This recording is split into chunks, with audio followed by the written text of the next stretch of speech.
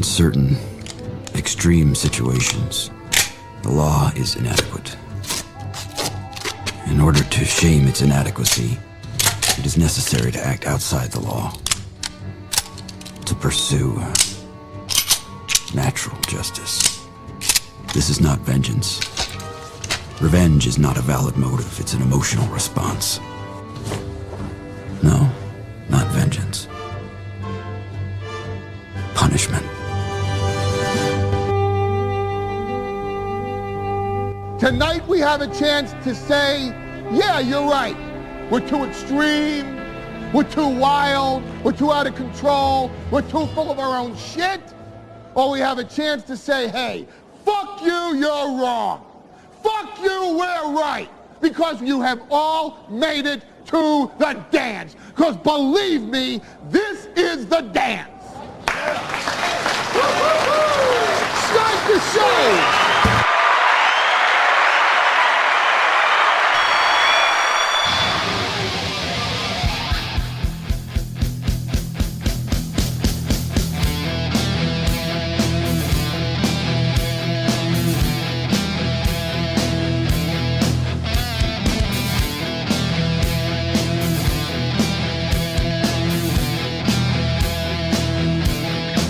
Hey, boys and girls, welcome to the That's Not What I Wanted to Be Greeted With in the chat was, hey, don't start with that. Hey, I did not expect to see an end tower when I got to the chat. Welcome. I really should have ironed this bad boy. It's the Steel Toe Evening Show. This thing's been hanging up for quite some time. I did decide that it was maybe time to not dress like a total slob on the show. Like I was watching, we're having a couple clips every week that hit and then new subscribers come around. And I was like, your audience knows you're a slob. But as you're bringing in these new audience members to your show, maybe don't wear a Joe Hendry homemade shirt. As much as I love the shirt my daughter made for me and I cherish it. Maybe don't wear it on the show because new people are not going to understand it. So although this is a Western shirt, I did wear a collar tonight. Now, I did do it CNN, Brian Stelter, Zoom meeting style, and I did couple it with shorts. So I am wearing just basketball shorts with my collared shirt, but it's a start. It's a start. I was watching Nick Fuentes on PBD today, and he was dressed nice, and Patrick Bet-David was dressed nice, and the whole deal. And I was like, you could look a little better.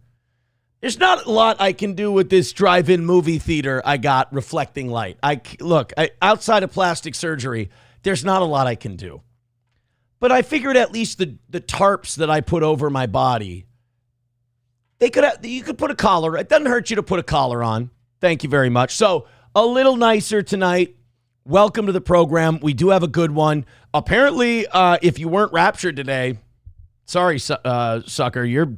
We're going through the tribulations together.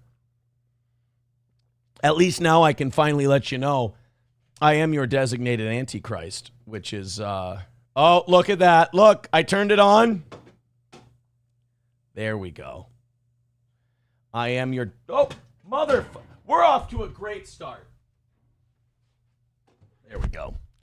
But yes, I have been designated the Antichrist. I didn't know. I was told... Look, I found out just before you found out. I really thought it was going to be Jimmy Kimmel. But no luck there. Welcome to the program. A lot to do tonight. I'm so excited from this morning. It's so crazy to see a 6 number next to what we're looking for membership-wise, because this morning we crossed over 500 active members on Rumble. Thank you.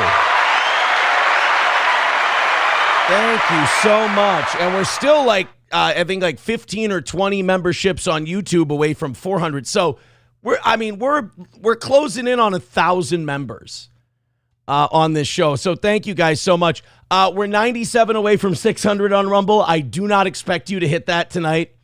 Honestly, if you got to 50 away from 600, I would go until 9 o'clock for you. That would be a ridiculous number to hit. So thank you guys very much. Your support of this show, as viewership on all our platforms goes up, subscribers on all of our platforms go up. We reach out to new and different audiences. I'm very, very excited. You know, we missed by $30 this morning, and I get that's not a lot, but like, we missed by $30 this morning. Happy to be here. Happy to do it. It feels really good to be where we're at. So thank you. Now, that does mean that I'm going to lean on you evening people and say, well, Jesus Christ. I mean, come on. You know, I'll have a good sense of humor about one $30 miss, but let's get the good vibes going again. I mean, don't mistake my kindness for weakness. I don't want my happiness to be taken advantage of, for God's sake. But yes, we are at 185 for today, for tonight. And we missed by 30, and I'm offering that up to the evening show crowd. If you do that, I will go to 9 o'clock tonight. So if we knock out the original goal, you know what? Fuck it. You guys knock out the 190, I'll go until 9 o'clock tonight, because I'm assuming that if you guys knock out the original goal, you'll knock out this morning and keep our week perfect. So thank you. Gray Duckling with $2 says, nice shirt, F. Forgot. Good, great, goes great with your multiple chins. You know, you wrote that wrong, and I fixed it for you. That's a generous thing. I took part in my own abuse, and I made it better. I helped you beat the shit out of me on that one. I hope that's recognized, and I hope you appreciate it. Let's see what the audience says. Taste Ferry Alto says, nice shirt. Is it school picture day? Thank you. Chef Lou F-word says, so you decided to dress like a faggot instead. That's weird. Oodles of Toodles says, hanging my ass. That's been balled up in a corner for years. I do hang my shirts. You should try yourself. I get it. I should, you know. Brett McCart says, you look, you know, have I ever told you guys that I love you? And I love the audience we've built over the last decade or so. Have I ever told you that? Because I don't mean it. I don't mean it. Brett McCart says, you look like Down syndrome young Sheldon. Thanks.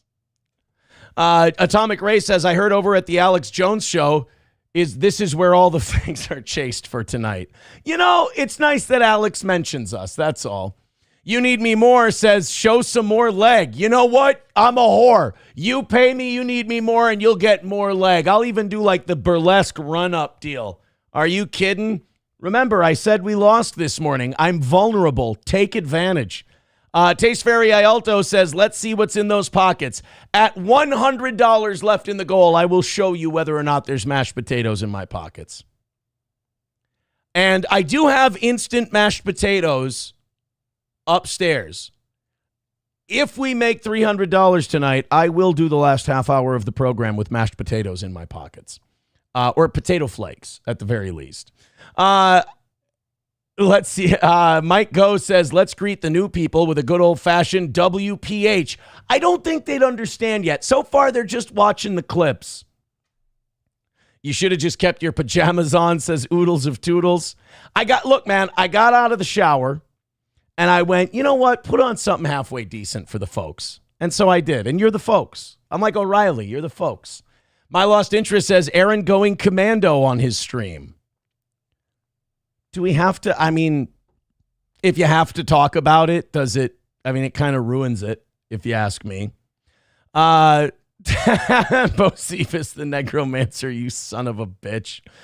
You Need Me More says, I heard you shave your legs. Is that true? Well, again, You Need Me More. What's it worth to you? My Lost Interest gifting a membership. Thank you very much. I appreciate that. Oh, hold on a minute. We got to get you guys updated. I was looking at links. There were some stories that broke before the show started tonight.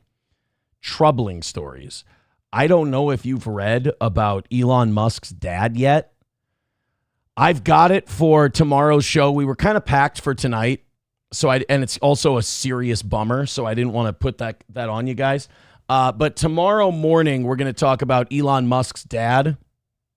That's a bad scene right there. If you want to look it up on your own time, go for it. But it is, I'll give you a trigger warning. It's nothing good. Atomic Ray with $2 says, what would it cost to have morning chat, give evening chat a blowjob? I think if you knock out their goal, you've earned it. Mike Go with $1 says, undo that top button, homo. It is undone. The top button isn't done. You want me to go fucking Greek? Like what? You need more sex appeal? Is that what you want? Ooh, how's that? See, this is gay. For those of you who say I have titties, look at that. There's no cleavage. There's no nothing. That's just beauty right there. That's just, and no, I don't shave my chest. You know what? I'm feeling insecure. I'm going to button back up. You did that. $1 from Gray Duckling says that's what the extra dollar was for. Oh, thanks. Appreciate it. Fuck you, dude, with $1 says, good evening, fat fuck. See, like, is that nice? No. It's not nice at all. Dexter Morgan says, donate so we can buy Aaron an iron. Dexter Morgan's, Tim the Toolman Taylor says, do you meal prep little bags of mashed potatoes for the week? Yeah, I do. Yeah, I put them in little bags and I twist them like baggies of cocaine and I put little ties on them. Yes. I make little Coke baggies of mashed potatoes. Is that what you want to hear? Would that make you happy? I make little Coke baggies and heroin baggies full of mashed potatoes, and I empty them onto a spoon, and I heat them that way, and then just right down the gullet. That's how I eat my mashed potatoes. Would that make you happy? Would that make you happy? I'm sorry. McBuster says, holy shit, Elon is an African Nepo kid with a diddler daddy. Bingo. Saying Caesar, I did see that. I watched Raw today. John Cena versus AJ Styles has been announced for Crown Jewel in Australia next month. One last time. I'm excited about that one.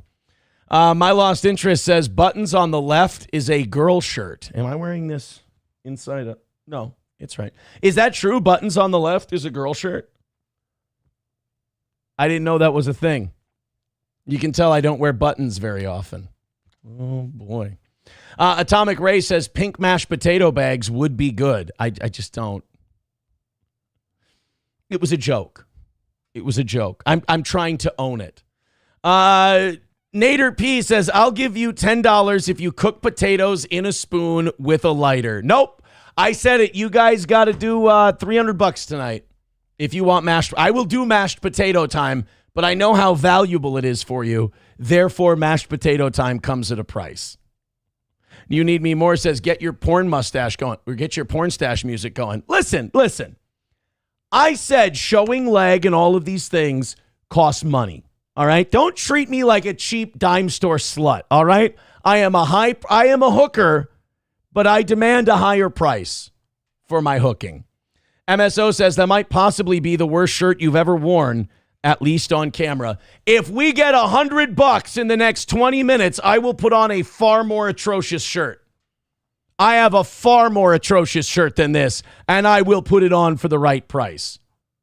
Boy, you guys have been giving me a lot of financial motivation tonight. I'm liking this. We will get to a show. We have plenty of stuff to talk about. You Need Me More with 666 on PayPal says, set up some sexy music and show us a little more leg. You're going to get 666 worth of leg. All right? Here, let me pull up some music. And again, I'll give you 666 worth. Romantic stripping music. Here you go. Lap dance playlist. Here we go.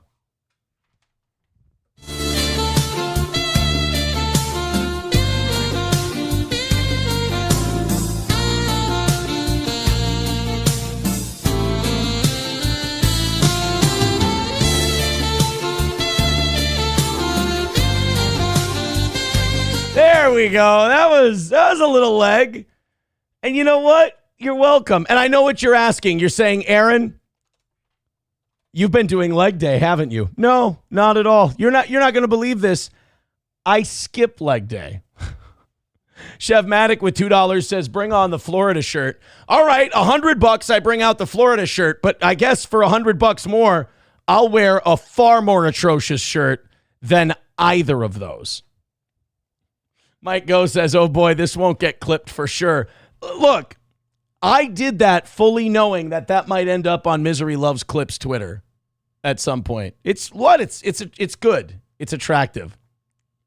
By the way, MSO had a really good one. I want to go back up in the chat to it. Nobody's saying you can't wear an atrocious shirt. We're just saying you can't wear an atrocious shirt on stream. 09 Canyon says the Vegas shirt. Yes. The Vegas shirt.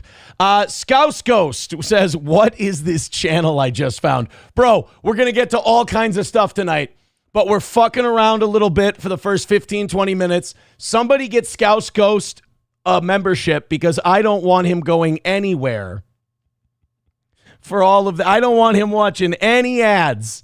Random Bacon with $5 says, love the lesbian country singer at a cowboy bar vibe.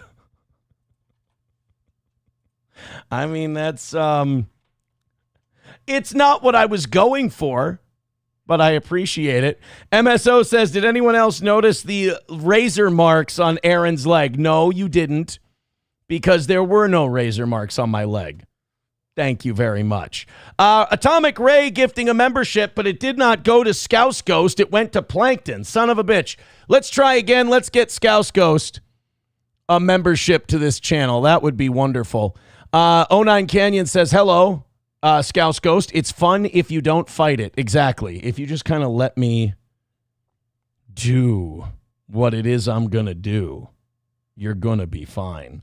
Saint Caesar says, Aaron, who beats Cena in his final match in December to make a new star? That is a great question. How about Braun Breaker? It doesn't make sense for it to be Braun Breaker, and I don't think he needs it. LA Knight, I think his last match should be against Edge, and I think he should go over. I think Edge should come back. He should wrestle him, beat him. That's the end of the line. I didn't understand the squash match with Brock Lesnar. That was the reasoning for that escapes me. Red Fox Mad with $5 says, Aaron, did you see the Boomer Glenn Beck's tribute to Charlie Kirk? No, but like Glenn's been doing a lot of crying over Charlie, and he's kind of been all over the place with that, so I didn't know there was another one. I'll check it out. By the way, speaking of Charlie Kirk, I was watching the PBD podcast today because they had Nick Fuentes on. I can't stand Patrick Bet-David. I mean, if you guys think that guy's good, or if you think that guy's insightful, or he is a big dummy. Like, he is a big dope. You got to be careful that just because these guys agree with you on shit, it doesn't mean they're good. And just because guys disagree with you on shit, it doesn't mean they're bad. That Patrick Bet-David guy is an intellectual bum, and he tries to be deep, and it's so hard to watch. He had Nick Fuentes on, and like Nick Fuentes is a can't miss when it comes to content, right? And this was the most surface level, boring, boilerplate, no follow-up. I have to, in fact, apologize to Patrick Bet-David because I remember when PBD had Netanyahu on his show. And I said, this guy is carrying water for Netanyahu. He's sucking his dick because he's not asking any follow-up questions. It turns out PBD is just a bad interviewer. It has nothing to do with him simping for Israel or anything like that. PBD is just a hustler and a scam artist. And by the way, you know how this morning I was showing you that QR code they had in the corner for Fuentes? And it was for this MinConnect thing? So I looked into MinConnect today. Guess what it is? It's a new scam that Patrick Bet-David and a business partner of him are running, and he gets all of his guests to do a thing where you go onto this MinConnect, you subscribe to Fuentes, and he gives you like tips on starting websites and podcasts and organizing and all of that. So PBD gets these guys to be guests on his show, and then when these guys become guests on his show, he has them do like, he had Nick Fuentes do an uncomfortable 5-second blurb. And he went, hi, I'm Nick Fuentes. Click here for advice from me to connect with me on MinConnect. And I look into who owns MinConnect. Sure enough, it's PBD and some business lackey of his. That started the thing. So it's not enough to have a podcast that does, look, I'm not saying the guy doesn't have a successful show. It does very well, but he's a bum. He's shit. He's garbage. He's not any good. He's got lowbrow takes. It's gruel. It's slop for the conservative masses. It's boomer conservatism. And he has Fuentes on, and it's just shit. It's just, you could tell he didn't want to get in trouble or upset anyone. God, it was bad. But Theo Vaughn has had a few decent guests on. So you can go check out his. He had Louis C.K. on this weekend. It was so nice to see Louis again. Average Plumber gifting 10 memberships on Rumble.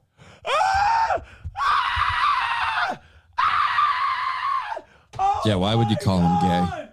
Oh my God! Why would you? Holy shit! Holy shit! Thank you, Average Plumber. I appreciate that. That's going to put Average Plumber up in 4th place in front of Wally World. Thank you, buddy. Let's get him updated there. Wally World is now in the cuck chair, and unfortunately, Mac has fallen out of the cuck chair. He's got to get his own room at the hotel. 1:15 away from tonight. And I guess in $25, if we do $25 in the next 12 minutes, I got to go change into a more awful shirt than this. Fair enough. Angelica's doll did not like my leg striptease. Says Aaron flirting with his chat is so uncomfortable and cringe. To which Angelica, or You Need Me More, says, come on, that was hot. Yeah, Angelica doll, you're wrong. Angelica's doll says, Scouse, this show is about politics, football, and wrestling. Some gay talk occasionally. Welcome. An Average Plumber did get Scouse Ghost a membership, so that's fantastic. Ryan the Garbage Man with a great take, and I'm going to take this as his apology for getting our video demonetized today, which I am in the process of fixing. He says, PBD is a well-dressed Tim Pool with hair. I'm going to pay Tim Pool a rare compliment. Tim Pool is more well-read and more researched than Patrick Bet-David. And Tim Pool is shitty at research and being informed. So that's a lot. Taste Fairy Ialto says Min Connect sounds more like a Somali scam. Sort of. Saint Caesar, to correct you on your wrestling thing, Edge's AEW contract is up in October. So he could be available for the Cena's final match. When is Edge's AEW contract? I'm almost positive it's in October. Is reportedly set to expire. Oh no, October of next year. Oh shit. Okay, so he's not going to be able to be Cena's last opponent. Well, dog dicks. That sucks. That's really too bad. I would have liked to see him and Cena go one last time. Okay, let's get into some stuff today. It has been a very fun start to today's show. Do me a favor, hit like, hit subscribe, hit follow.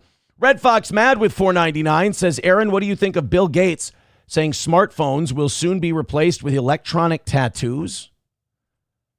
Oh, is this something I got to look up for tomorrow? Bill Gates wants to hook us up with electronic. It doesn't surprise me that that's something he'd go with. 110 away from today, by the way. Thank you very, very much. Bill Gates, electronic tattoos. I'll bite. Bill Gates, electronic tattoo. Coming soon. Oh wow, you ain't bullshit. Oh, is this Stu Peters' show? I gotta get this guy on our program. This isn't him. This is one of his correspondents, I think. But Stu Peters is an interesting cat. They are now pushing wearables on the population and starting with external wearables and then going into internal wearables in the future. We do know as well, Gates Foundation funded what's called microneedle patch implants that install quantum dots. Hey, needle patches, they can install them with Bill's dick. You see, because it... Never mind. In skin for about 5 years for use as vaccine passports. Again, this is on the National Library of Medicine website. So yeah, the plan appears to be going from external wearables, get them to wear that, and then you go into the internal wearables. All right, now look, I buy it. I believe it. Bill Gates talks about a lot of wild shit, but let's not miss the main point of what we just watched. That motherfucker needs a CAT scan. Bad. On a Wall with $1 says, don't accept the mark of the beast. I don't know what kind of tech-obsessed asshole douchebag tech bro you'd have to be to accept something, an injectable, trackable tattoo into your body. I don't understand what kind of stupid asshole you would have to be. But then again, nothing surprises me at this point. Nothing. And by the way, this is on the day where we heard the rapture was going to happen, which apparently the rapture has been put off again. Most undependable thing in the world, that fucking rapture. So if you did not get raptured up to heaven today, don't freak out. We're not going through the tribulations. They just stalled it again. Apparently, we're not worthy. Richard Head wants to know if Stu Peters is related to Stu Pedasso. No, I don't know. I don't know. Harry Balls says they are called transhumanists. Oh, yeah, like J.D. Vance's benefactor, the guy who's been funding him and pushing him on everyone. The other Elon Musk. God, Peter Thiel. Palantir. He's a transhumanist. He wants us to become like part cyborg. So you're right. There are fucking lunatics out there. No doubt about it. Thank you very much to No Pen 15 Fathead for $25 over on PayPal. Thank you, sir. I've sworn on the altar of God, total resistance against every form of tyranny, against the mind of men. No Pen with $25 says, change that shirt, Tubby, and put this towards Mersh. All right, Mersh gets another $25. And we're 85 away from tonight. And we will go till 9 if you guys knock out tonight and that little 30 we missed by this morning. I will go change in about 6 minutes here. We'll get through a quick story or two. And then, yeah, we'll go ahead. And I did say I would put on, at $100, I said I would put on the Florida shirt. If we knock out the goal by 7 o'clock, I will change into an even worse shirt. Some people are saying that contribution should not count because Mersh doesn't have $25. But it doesn't matter. If people give people money on this show in honor of someone else, I have to count it. So Mersh is now ahead of Sanford's son at $101. What a guy. What a guy. All right, let's continue on here. And bad news if you're a football fan. Rudy Johnson died. Those of us who played fantasy football back in the day, we remember Rudy Johnson. He was a dependable guy for a handful of years. Came in for the Bengals, crushed it. Had another good few years after that. Ended up in Detroit. Rudy Johnson dead at the age of 45. They did find out earlier today that it was self-imposed. Of course, we're on YouTube, so we can't really talk about exactly what that means, which is so insane. I'll never get over that they don't let you talk like grown-ups on Baby Baba YouTube. That you can't say they're not even curse words. They're just words that make people sensitive. Well, I mean, what are you going to do? Nerf the entire goddamn world? Like, it's bad enough that these people can go on the internet and hide from real life and create identities and create personalities for themselves and induce psychosis on their own and become mentally broken savages. Now you're going to take the things from the real world and ban them from their fake world? Yeah, that's not hurting at all. Jesus. But Rudy Johnson did himself in, dead at the age of 45. Very sad. It is kind of weird, though, like, we, as sports fans at least, we judge the sadness of a guy dying based on how well we remember him from how good he was. Like, if somebody said, hey, Scotty Graham died, Minnesota fans would be like, he was a decent backup. But if they said Robert Smith died, we'd go, oh, my God, from The Cure? No, the Vikings running back. Oh, that guy. I remember. But it's Rudy Johnson was a guy who was pretty good, pretty solid, had a good, like any running back who's decent. He has like 4 or 5 good years. The wear and tear on your body of running into 2,000 pounds of human flesh 20 times a game, it does wear on you just a little bit. People are still in the chat making fun of my shirt today. I wanted to put a collar on. Some of our clips are doing well, and it's giving us more subscribers and more eyeballs on the program. And I didn't want to look like a total schlemiel to new members of the audience, so I wore a collar. And now I'm getting the shit ripped out of me. You know what that means? Tomorrow morning, more collar.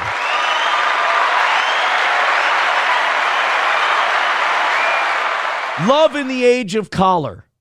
Von Kaiser says, Leroy Horde. Taste Fairy Ialto says, if Moelde Moore died, I'd be bummed. Yeah, but how bummed would you be if Ontario Smith bit it? I ask you. Von Kaiser says, you had court. It's okay. No, I didn't. Numero uno, Josh Denny fan says, does this mean I get my YouTube channel back? Maybe. YouTube did say they were going to start giving people their channels back. Owen Benjamin started a YouTube channel today and started posting content. I do not doubt that Owen's going to push it as hard as he can and basically dare YouTube to ban him, but we'll see. Shano Banano says, go turtleneck. Right, because I'm not getting shit on enough for a snappy Western shirt. Scouse Ghost, who's new, I always try to get the new people's feedback. Scouse Ghost says, what kind of shirts do you normally wear? Shitty t-shirts. Shitty t-shirts. You Need Me More says Teams t-shirts. Yeah, pretty much. So I'm just trying to level up a bit. Turtle becoming a member for 26 months on YouTube says, just got here. Steel Tomato Show. I don't think it's a great joke, but whatever.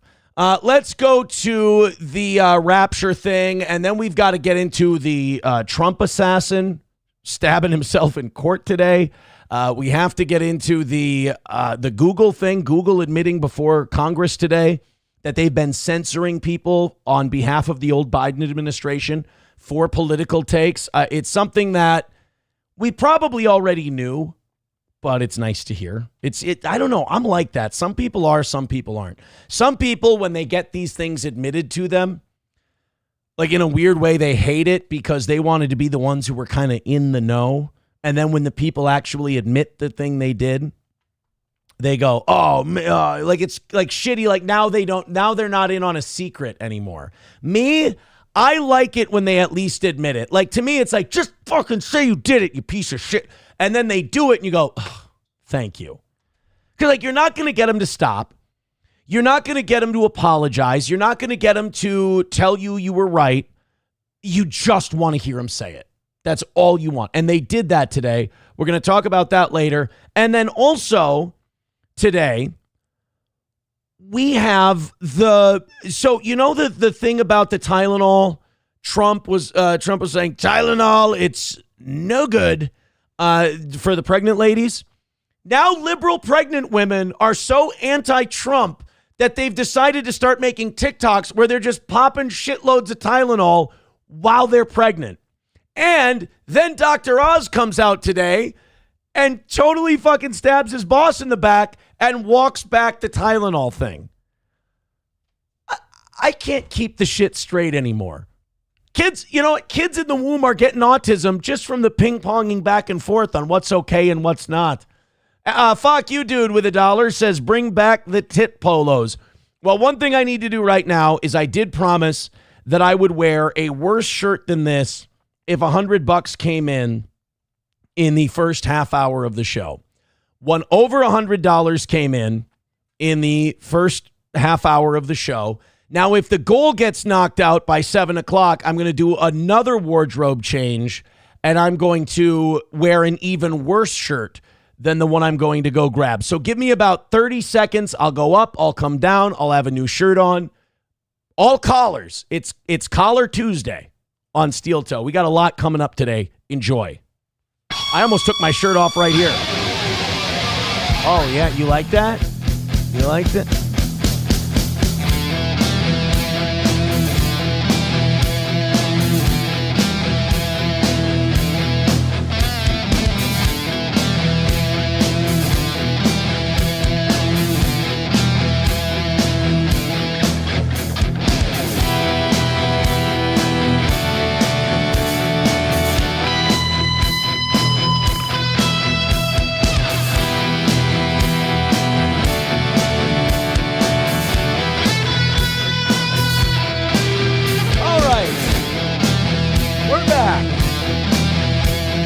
More callers, more callers.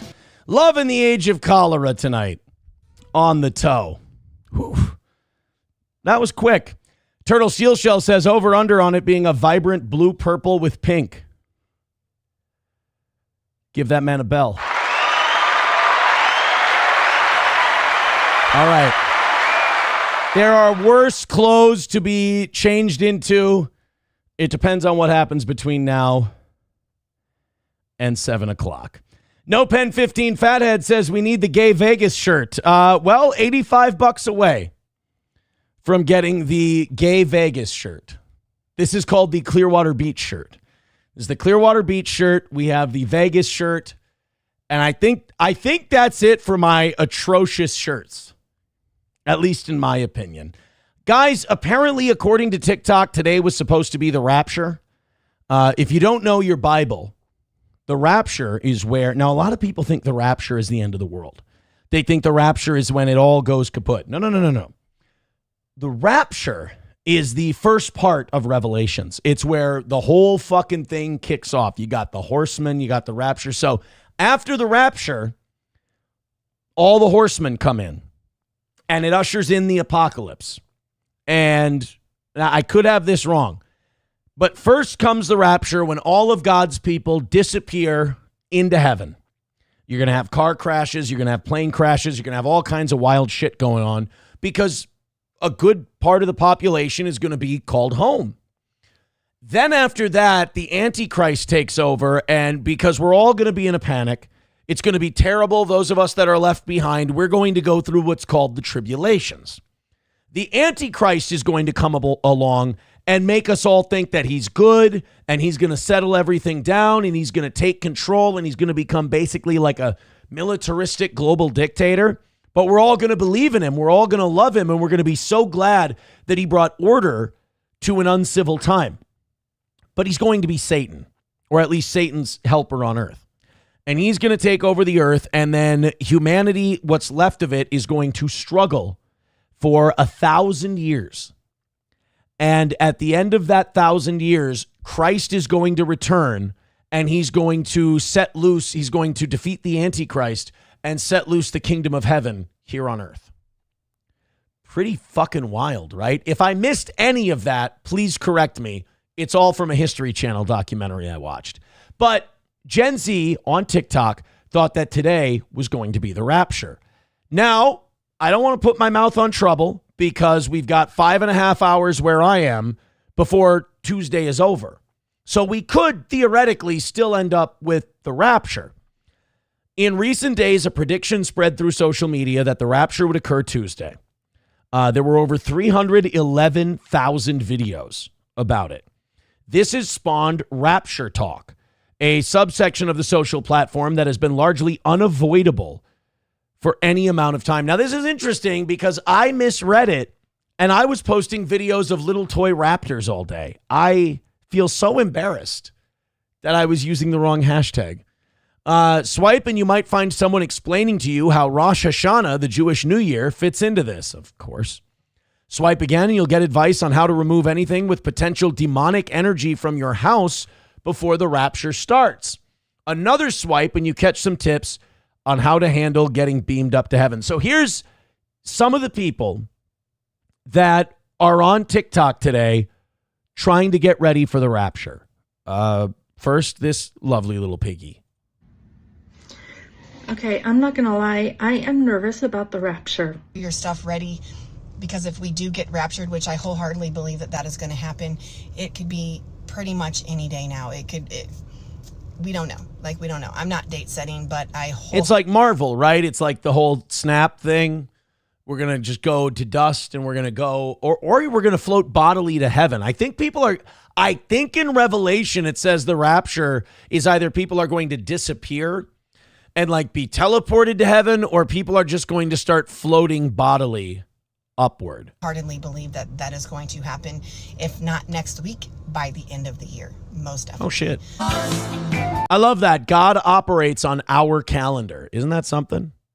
Created the heaven and stars, created the universe, but he runs on the Gregorian calendar. So the rapture is going to happen this Tuesday, September 23rd. You will know by the time you wake up if you've been raptured. So if you wake up in your bed, in your home with all of your worldly possessions on Tuesday, it does mean that you were left behind. Yeah, and you're going through the fucking tribulation, son, and that's not going to be fun. Find a mountain and live in a cave. So yeah, these are people who are actually getting ready for the rapture.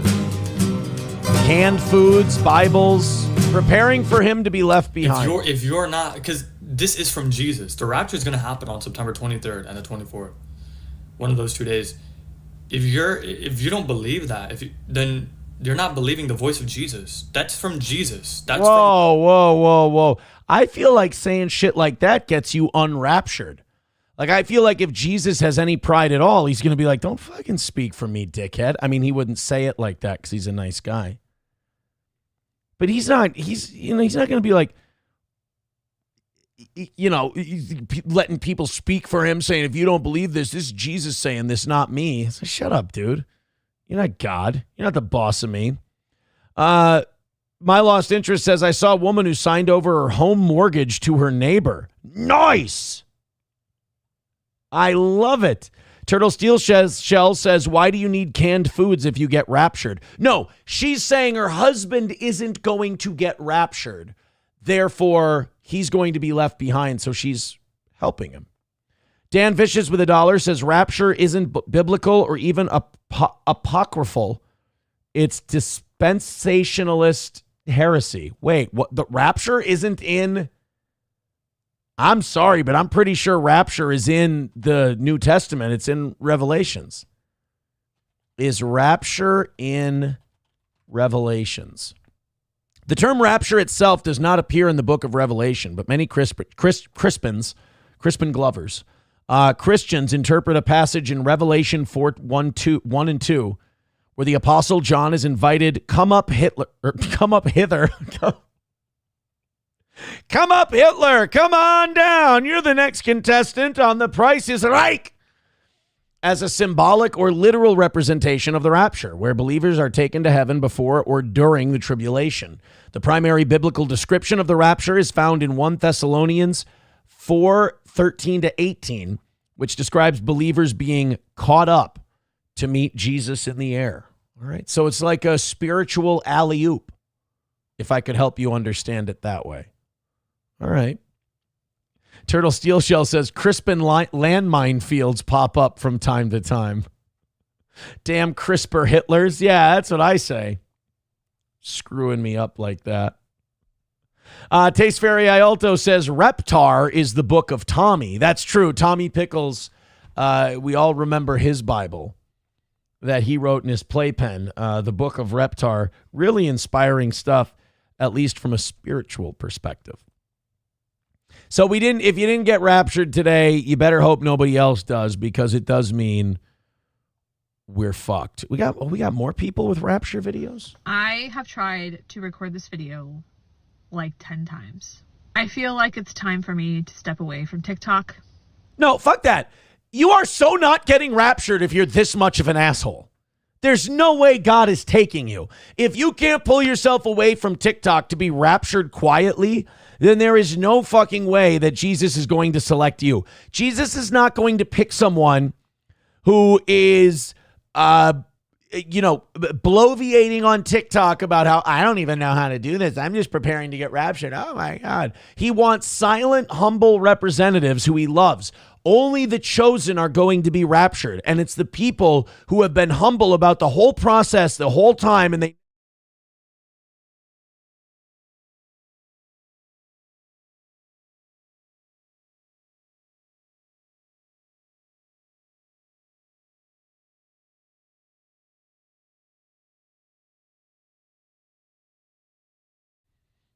Ich bin auch nicht nass. Sorry, it's fucking retarded. Come back. There we go. I just wanted to do a fun rapture bit. By the way, if the rapture is tonight, I definitely just fucked myself right there. For a laugh, to get a little smirk out of you, I sacrificed my eternal soul and put myself through the tribulations. I feel like my story is over. I have been so blessed by this, and the Lord has done so. Okay, I'm sorry. 7-year tribulation where Satan rules. Christ comes back and casts Satan into the pit and rules for 1,000 years. Jesus gets the 1,000 years. After the 1,000 years, Satan will be released for the final battle, ultimately loses and is cast into the lake of fire with all his demons. A new heaven and a new earth comes into being as the old passes away. All of God's people will live forever in his glory. Glory, glory, hallelujah. Much, and I'm so grateful to have been his vessel. Dude, why haven't we gotten... And Wait, shut up, lady. Why haven't we gotten a Book of Revelations movie? I mean, aside from the fact that it'll cost like $9 trillion fucking dollars to make, we've got to get a Book of Revelations movie. Do the Jews in Hollywood not want us exalting Christ in that way? Is that going to make them uncomfortable?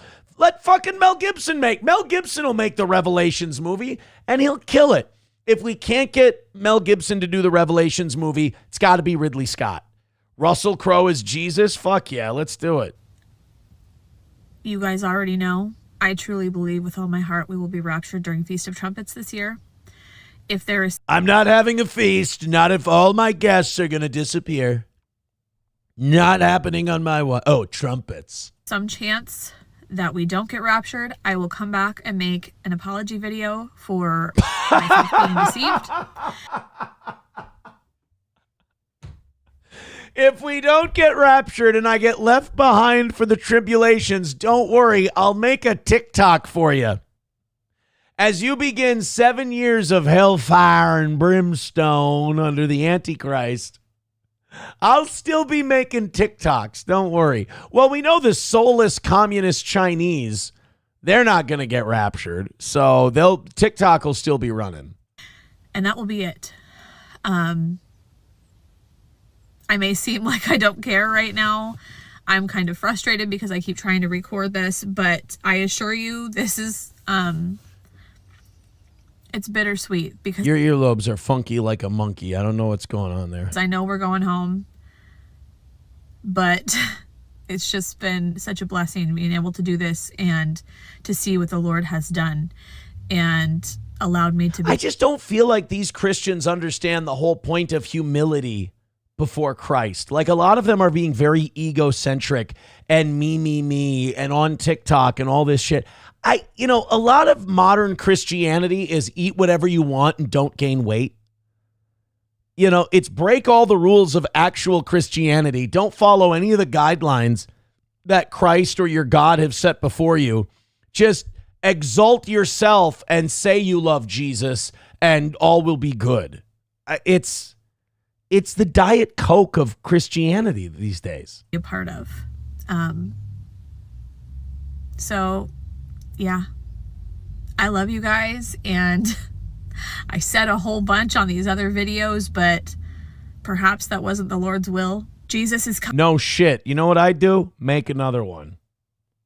So all these people are convinced the rapture's coming, and instead of getting right with God and sitting in a basement praying or doing some shit like that, all of these people are sitting there making TikToks talking about themselves.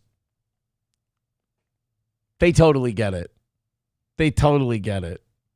And then there's some people posting some stuff on Twitter making fun of the whole rapture thing. I like that. You're not going to know when the rapture is, all right? If the big man's calling you home, the big man will call you home. The big man ain't going to say, hey, pack your suitcases. That's not how he's going to test your faith. When God's ready to call you home, he's going to call you home. You're not going to know. You're going to be in the middle of doing the dishes. You're going to be in the middle of something boring at work. You're going to be changing a diaper, something like that. And then hopefully it's your own kid's diaper. Otherwise, it's weird. And then you're just going to pop up and meet Jesus in heaven. It's not going to be like, all right, guys, just if it fits with your schedule, I know you have yoga on Tuesdays. If you could be, not busy and available at 7:00 p.m. Central Time, we're going to take you into heaven. It's not going to work that way. No Pen 15 with $2 says Kirk Cameron already did it. I know he made the Left Behind movies, but that doesn't count. That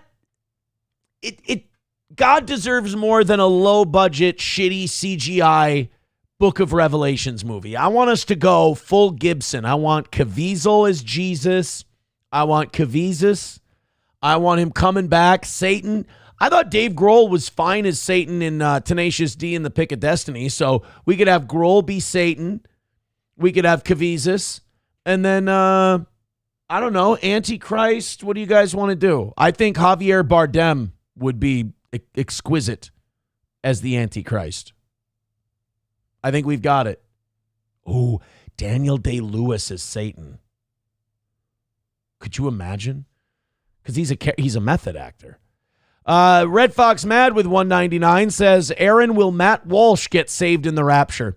I hope not. You know, if Matt Walsh gets raptured, it's really going to cheapen the rapture for anyone else who gets called up. Like, you're going to be like, oh my God, I'm floating up to meet Jesus. I'm going to touch the face of my creator and my savior. This is amazing. And imagine you look to your right and Matt Walsh is next to you and it's like, oh, fucking you're here.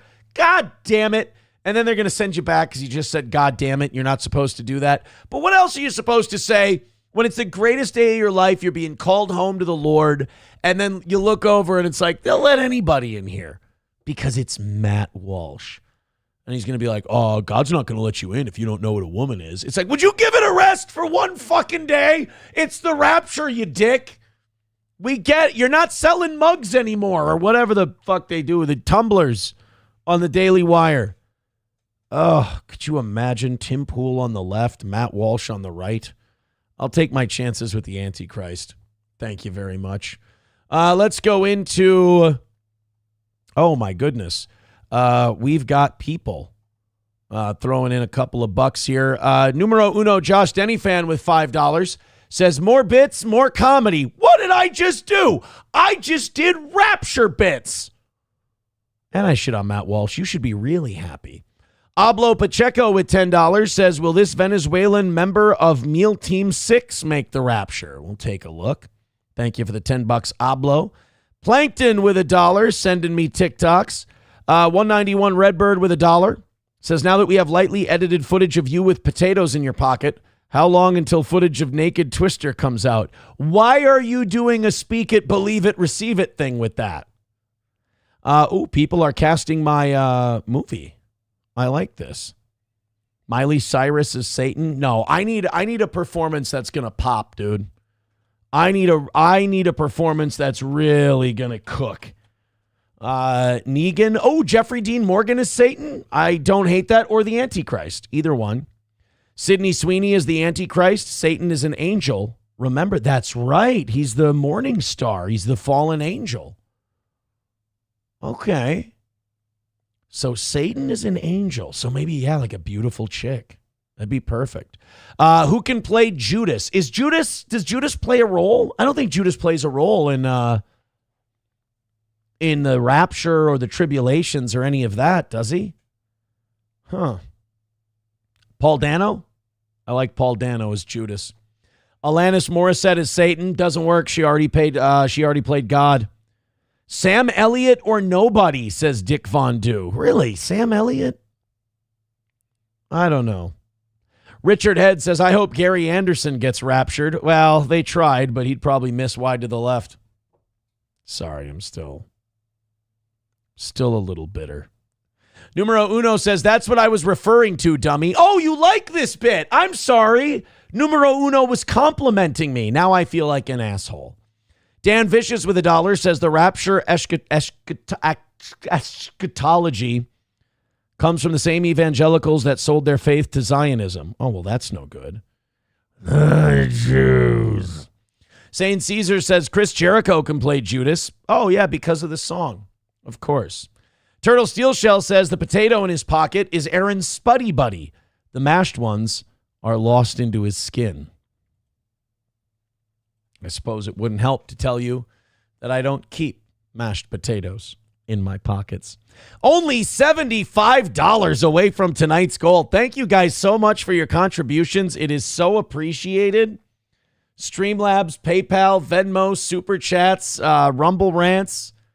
Finish it up. We missed by 30 this morning if you get all that taken care of. So basically $100 comes in. I'll change into the Vegas shirt and we'll go until 9 o'clock tonight. Thanks, guys.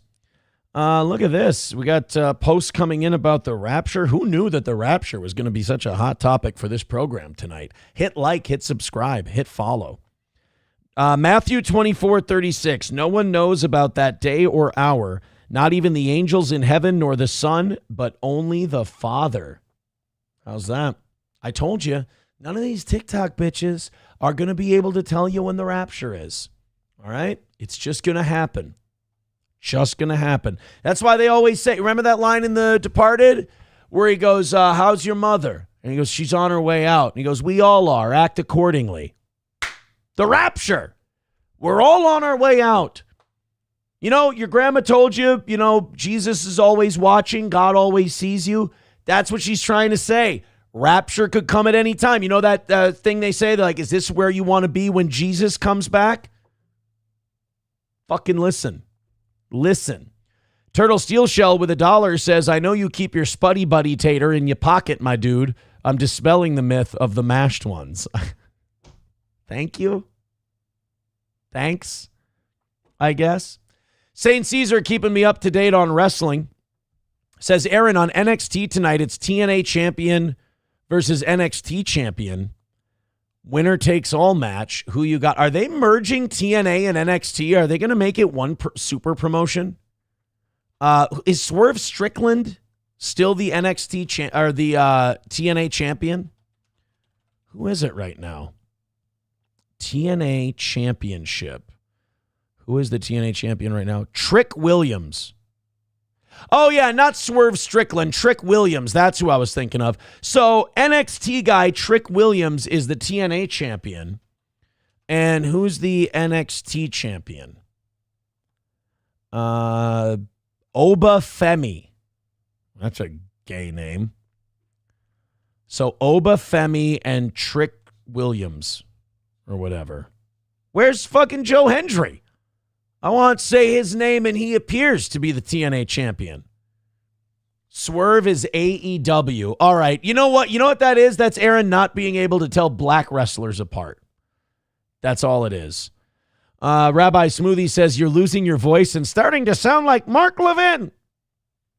Chef Maddox says, make Joe Hendry John Cena's final match. I'd love it. I'd love it. I also agree with Taste Ferry Ialto. He says it'll probably be a dusty finish. Well, you see, baby. I agree.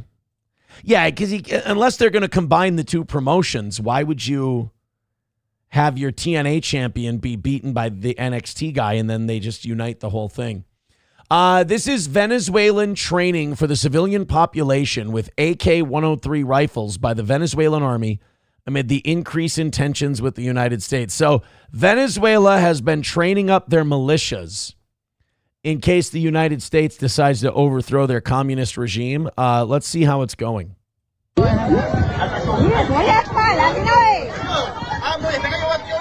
I didn't know Lizzo summered in Venezuela. This is news to me. You know, it's nice to see a communist country not starving for once. That's good.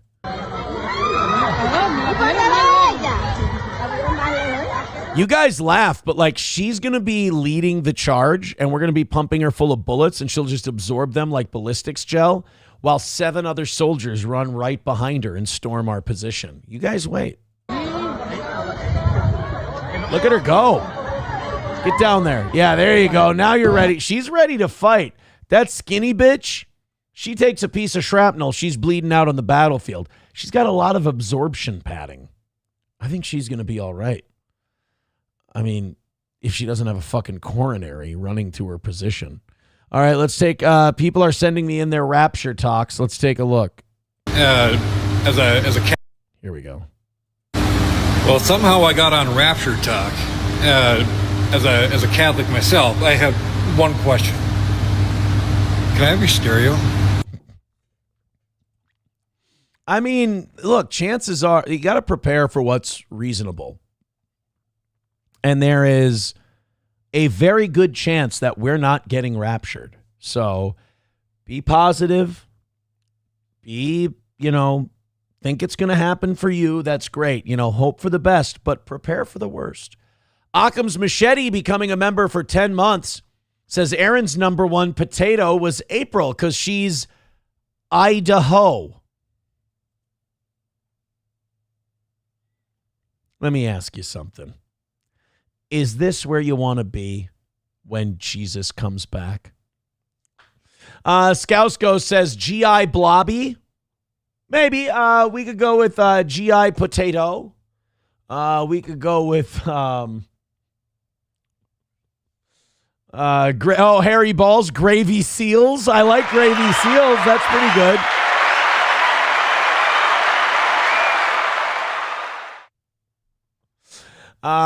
Delta Fats. Not the best. We're spitballing as we go. Red Fox Mad with $2 says World Health Organization is the best wrestler nowadays. Oh, no, he's saying who. I thought he was saying who is the best wrestler nowadays. Old wrestling was way better. Hulk Hogan was the best. I'm gonna say Cody Rhodes is kind of the guy right now. Cody Rhodes is the dude, although they should pull the trigger on my guy, LA Knight. That's who I'd like to see win the big one. And if you're not going to do that, just throw the damn strap on Randy Orton already. Nader P says, Jesus comes to my store regularly. His Honda Civic breaks down a lot. There we go. Harry Balls, Meal Team 6. Yes. Pablo Pacheco says, instead of special forces, special forks. I like special forks. That's a good one. Kentucky Fried Chubby. See that? Now, how is that not just mean-spirited? Now we're not even trying to make the names fit. We're just trying to hurt feelings. That's all it is. Von Kaiser says Russet Force 5. I hate it when the chat's funnier than me. When I'm struggling, I'm glad. See, a lot of people don't like it. They get mad when their chat's funnier than them. To me, when I'm struggling to come up with something off the cuff, for years I've been giving you the good off the cuff stuff. So sometimes when I come up light, I go to you guys to bail me out. It's perfect. Taste Fairy Ialto with a good one says to me, it's Der Ring General Gunther. I like Gunther. He's all right. I would let him kick the shit out of John Cena. That's a good idea. St. Caesar says, Aaron, you know who might be available for Cena's final match is Jericho. His contract's up this year. That was one of his first feuds. That would be a good one. I would like that. Buzmak says, we're always funnier. Hey, shout out to Chad Buzmak. His Wet Brain Follies show was doing a fuckload of views during its premiere when I saw it. It was like 80-some people watching his premiere. That's pretty good for a premiere. As a guy who does premieres, like even my videos that do 4,000 views, like I think that Alex Jones Destiny one's going to top out around that number. Even then, like when I do premieres of them, they only do even the good ones do 20, 30 people. Like the ones that end up at 4, 5, like we had one recently that did 15,000 views and the premiere itself only had 15 people watching. So 85 is pretty goddamn good. Turtle Steel Shell with $1 says donate $1 for him to answer your Spuddy Buddy idea. Fuck Labubu. Nopen 15 with $2 says Aaron at the dry cleaner, extra starch, please. That's not, I don't say that at the dry cleaners. Thank you very much. $70 away from tonight and 85 gifted memberships. Away from 600, which is insane. Thank you guys so much. We missed by 30 this morning. So if we get that $100 in, if we knock out tonight and this morning and we go back to perfect, I will give you guys an extra half hour tonight. Thank you so much. I watched a few things. I talked about how I watched the Nick Fuentes PBD thing and I thought it was shit. Because PBD is just terrible at his job. Although it's not really his job. His job is ripping people off in insurance gimmicks. But I watched the Keanu thing about the pretty antisocial girls, and it just really is it's all of those clips about that old, all that TV stuff, it's like I can't be bothered with it. I know they want me in it so bad, but I'm just not. It's kind of an embarrassing place. It's just, I think if you're a fan of it and you watch it ironically, because you're like, oh, like I think the people in it, like the broadcasters in it, don't understand that they're the punchline. They don't understand that the Boozemocks and all these people, they're watching them as whack packers. Like I was trying, and I love Misery Loves Clips, but I tried to watch a clip of there were 3 drunks just yelling at each other. It was embarrassing. It was Karmic, Kill Everything, and Mersh on with Kevin Brennan. And neither of those 3 understood that Kevin was using them as his Beetlejuice so that he didn't have to do a show. He just had 3 drunks on telling each other that they were all pathetic. And it's like, guys, there is no need to argue. There was enough patheticness to go around. And all these guys are mad that I don't play in their sandbox. They want me in their sandbox. I try to watch these clips. I get 2.5 minutes in and I'm like, this is too sad. Like, I think if you're mentally well-centered, you can't be entertained by that stuff because you're just like, this is pathetic. Like, this is just sad patheticness to watch. I tried to get into that clip. I made it 2 minutes. I was out. I watched Keanu, and this is not a statement on Keanu because there's some stuff Keanu does that I'll watch for a while. But I watched her thing on the pretty antisocial thing, and I'm just like, it's just kind of sad. Not Keanu's part, but like the whole thing. You know, because I had to work my ass off to make my part of the pretty antisocial thing mildly interesting. I had to be the funniest I could possibly be, the shittiest, shit-eating grin, sarcastic I could possibly be, because these people have the talent of a rock at the bottom of a lake. And you got to lift them up and do all the work. And it's just like, who wants to do that when we could make Rapture jokes? Here we go. I'm sorry. Before we get to that, Anonymous Fake Dono with $25 says, why did these nut jobs think today was the day for Rapture? Well, you know how these things get started on social media. One asshole said, hey, it's going to be the Rapture. And then a bunch of other assholes went, sounds good to me. It's Rapture time. And then they all just started TikToking about it. TikToking? Is that how you... MSO is already busting my balls for saying patheticness. He's probably right there. Thank you, Anonymous Fake Dono, for the 25. I have sworn on the altar of God, total resistance against every form of tyranny, against the mind of men. Oh, let's see this. Okay.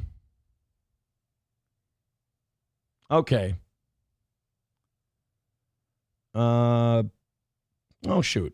Oh, shucks. Where does that put us now? 45 away from, holy shit, 45 away from, thank you very much. 45 away from tonight, 30 short for this morning. You guys are almost there, and we've got an hour and a half left. Thank you so much. Streamlabs, PayPal, Venmo, Super Chats, and Rumble Rants. 09 Canyon says, I watched some of Kiki's show from yesterday. It wasn't terrible on 2x speed, but she does like to draw things out just a bit. I don't think she's special, though, in that. I think a lot of those people do. I mean, imagine if you were some stupid drunk asshole on the internet and all you could do was talk about some other stupid drunk asshole on the internet. And you had to make hours worth of content about that. You've got to drag it out. There's nothing else you can do. There's nothing else you can do. Thank you guys very much. I'm just trying to make sure we're all caught up on all of this stuff. Yes, we are. Okay, we're good to move on. Turtle Steel Shell with $1 says, remod me. Simple. I will. I'll get to remodding you. MSO says, Google, patheticness is the state or quality of being pathetic. Yes, I won. Thank you. I said patheticness, and it turned out to be a word. Now, technically, that's a loss for the toe because I had zero confidence in the fact that it was a word. So even though I was right that patheticness was a word, the minute MSO challenged me, I had no confidence in it. It reminds me of one of my favorite O&A clips when Colin Quinn and Jim Norton were on. And Colin Quinn told Jimmy that something he did made him revulsed. And Jim Norton shit on him. He goes, revulsed isn't a fucking word. He goes, yes, it is.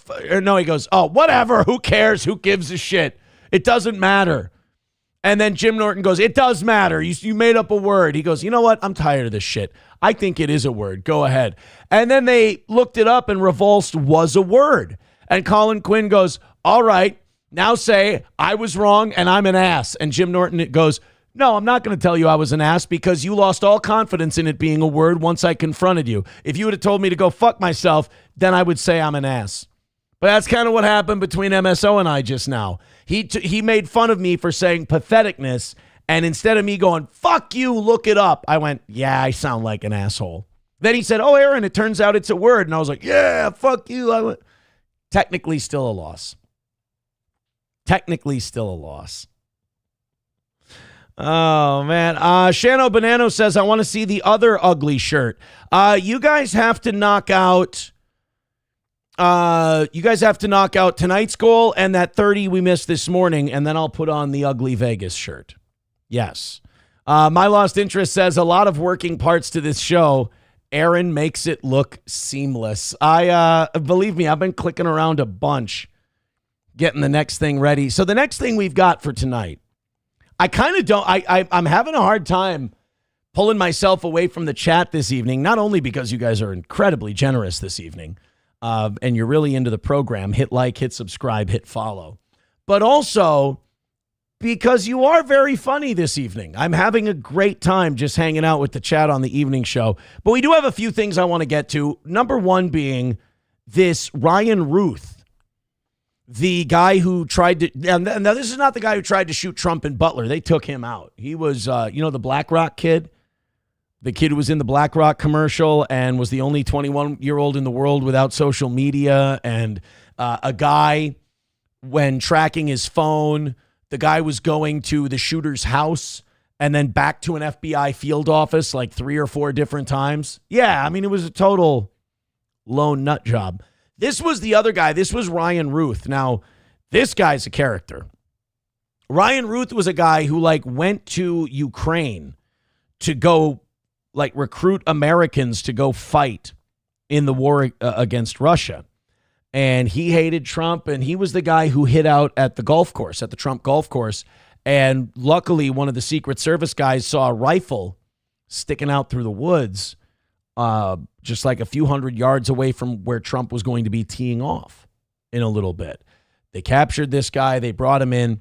They had him tried. He was doing his trial. And when they found him guilty, some pretty wild shit went down. As the verdict was read, it appeared to our producers inside the courtroom that Ruth tried to stab himself in the neck with a pen. That's what it appeared to look like. Did you have any idea how bad you want to die? To have to stab yourself in the neck with stabbing yourself in the neck with a pen is not like taking a knife and plunging it into your neck and this sharp object just severs all your arteries and you bleed out in minutes.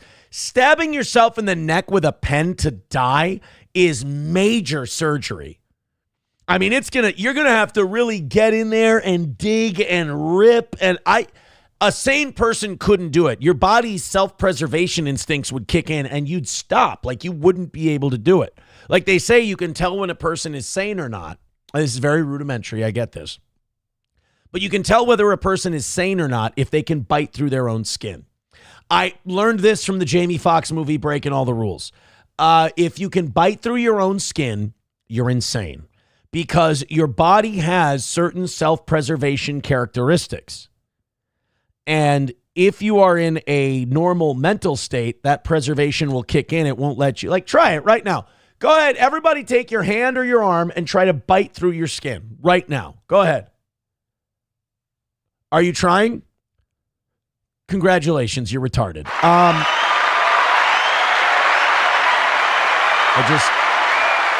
I wanted to prove a point.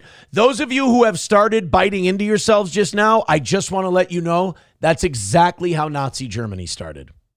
You're welcome. Then 4 marshals dragged him out of the courtroom, took his coat off. They then shackled him at the waist and ankles, and then they brought him back into the courtroom. So again, this just in from our producers, As the verdict was being read, Ruth tried to hurt himself in the neck with a pen. He tried to kill himself with a pen. They brought him out of the courtroom, calmed him down, and brought him back. I can't imagine what that conversation must have been like. You got a guy with blood on his hand. He's trying to stab himself in the neck. You bring him out. You're like, hey, Ryan, I need you to take a breath for me, buddy. All right? We're not going anywhere. Are you going to be good? I'll be good. Are you going to try and stab yourself with anything? I have been growing out my fingernails. Ryan, no. Are you going to be a good boy? I'll be a good boy. All right, let's get back in there and try it again. I mean, I don't know why he chose now. Like, I do admire his positivity that he didn't try to take his own life until after he was found guilty. So that means that this guy who tried to assassinate, at the time, a presidential candidate, now the president, really thought he might get away with this one until the verdict was read. It was only when he was read that he went, oh, shit, I really didn't plan for this. Quick. Like, look at this thing. Look at this. Look at this. See that? Look at how are you going to jam that into your neck enough to do the job? I'm surprised more people don't try that bit from Training Day. Remember when Jake Taylor was sitting at the table? He was talking about how this guy, a high-end jewel thief or whatever, he was in the courtroom and the judge was going to sentence him to prison, and he had gotten a hold of peanut butter and packed his ass crack with it. And then in the middle of the judge, she asked him, is there anything you want to say before sentencing is passed? And he reached back into his pants and he pulled out a handful of peanut butter and licked his finger clean while looking at the judge. And the judge went, oh my God, this man's insane. We can't send him to prison. Send him to psychiatric care, and he was going to be out in a year. I can't believe more people don't try that. Get a hold of some peanut butter, jam it in your asshole. I mean, how much is your freedom worth to you? Judge is going to think you're eating your own shit. Here's the deal. What a weird mental health system we have that you can clear a guy in a year after he tried to eat his own shit in public. You're going to put a shit-eating guy out on the streets? Like, after a year of doing the song and dance, you're like, yeah, I think he's fine. We're going to send him back out again. He tried to he ate his own shit. As far as we know, he ate his own shit in the courtroom. A year of talking about his upbringing. He'll be fine. Red Fox Mad says this explains the girl from that podcast. She and some women have daddy issues and end up in a repeated cycle. Thank you for the $4.99, buddy. I appreciate that. Oh, my goodness. We've got some more thank yous to dole out. Thank you very much. That $5 puts us 40 away from tonight's goal. We have Camel Toe gifting $5. Thank you very much. That puts us 35 away from tonight's goal and 84 memberships away from 600. Oh, my goodness gracious. God almighty. Turtle Steel Shell with 5 gifted memberships. Thank you, buddy. I have sworn on the altar of God, total resistance against every form of tyranny, against the mind of man. Look at that. $10 away from tonight's goal and 79 memberships away from 600. Turtle Steel Shell wants me to mod him.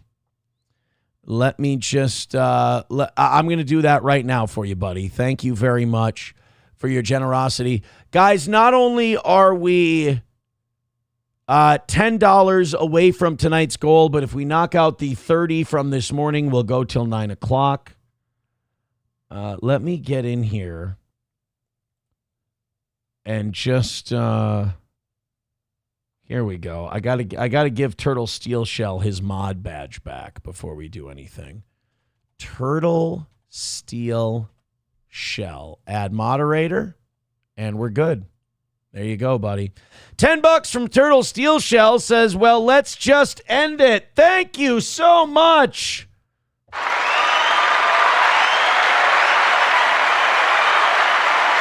Turtle Steel Shell is now at 35. That ties him for Wally World for the cuck chair. It also means tonight's goal is over with. So fire up the bad news. But I'm afraid I've got some bad news. So now Steel Shell is at 35. We've got $30 left from this morning's goal. And if we knock that out, I am going until 9 o'clock. Thank you guys so much for your generosity. Just an unbelievable evening tonight. And I can't thank you enough. So let's get into this Google thing, huh? Google today admitted to Congress that they've been censoring political speech on YouTube. Now, I don't think this is a surprise to anybody. Oh, also, if we knock out that $30 for this morning, it's Gay Vegas shirt time. We did say that also. I'd switch this shirt. I'd do our second outfit change of the night, and I would go Gay Vegas shirt if $30 more came in. That is correct. You are right about that. But I don't think any of us are surprised that YouTube was censoring speech. I don't think anyone was surprised that YouTube was taking stuff down and throttling access. But, I'll be honest, I am kind of surprised that they admitted it. It would kind of be like Fauci coming out now and admitting everything he did was bullshit. There's no reason to. There's no benefit. Like, you got away with it. It's over with now. You get to keep going. I don't know if YouTube thinks that like Kick and Rumble and Twitch and all these other platforms are like gaining on them. I have no idea if that's the case. I'm not sure. If they're feeling like they got to get back in the good graces of people. I know Rumble's been doing pretty well. I know that Kick's been doing pretty well. Twitch has had its struggles. But maybe YouTube feels like they're stagnating.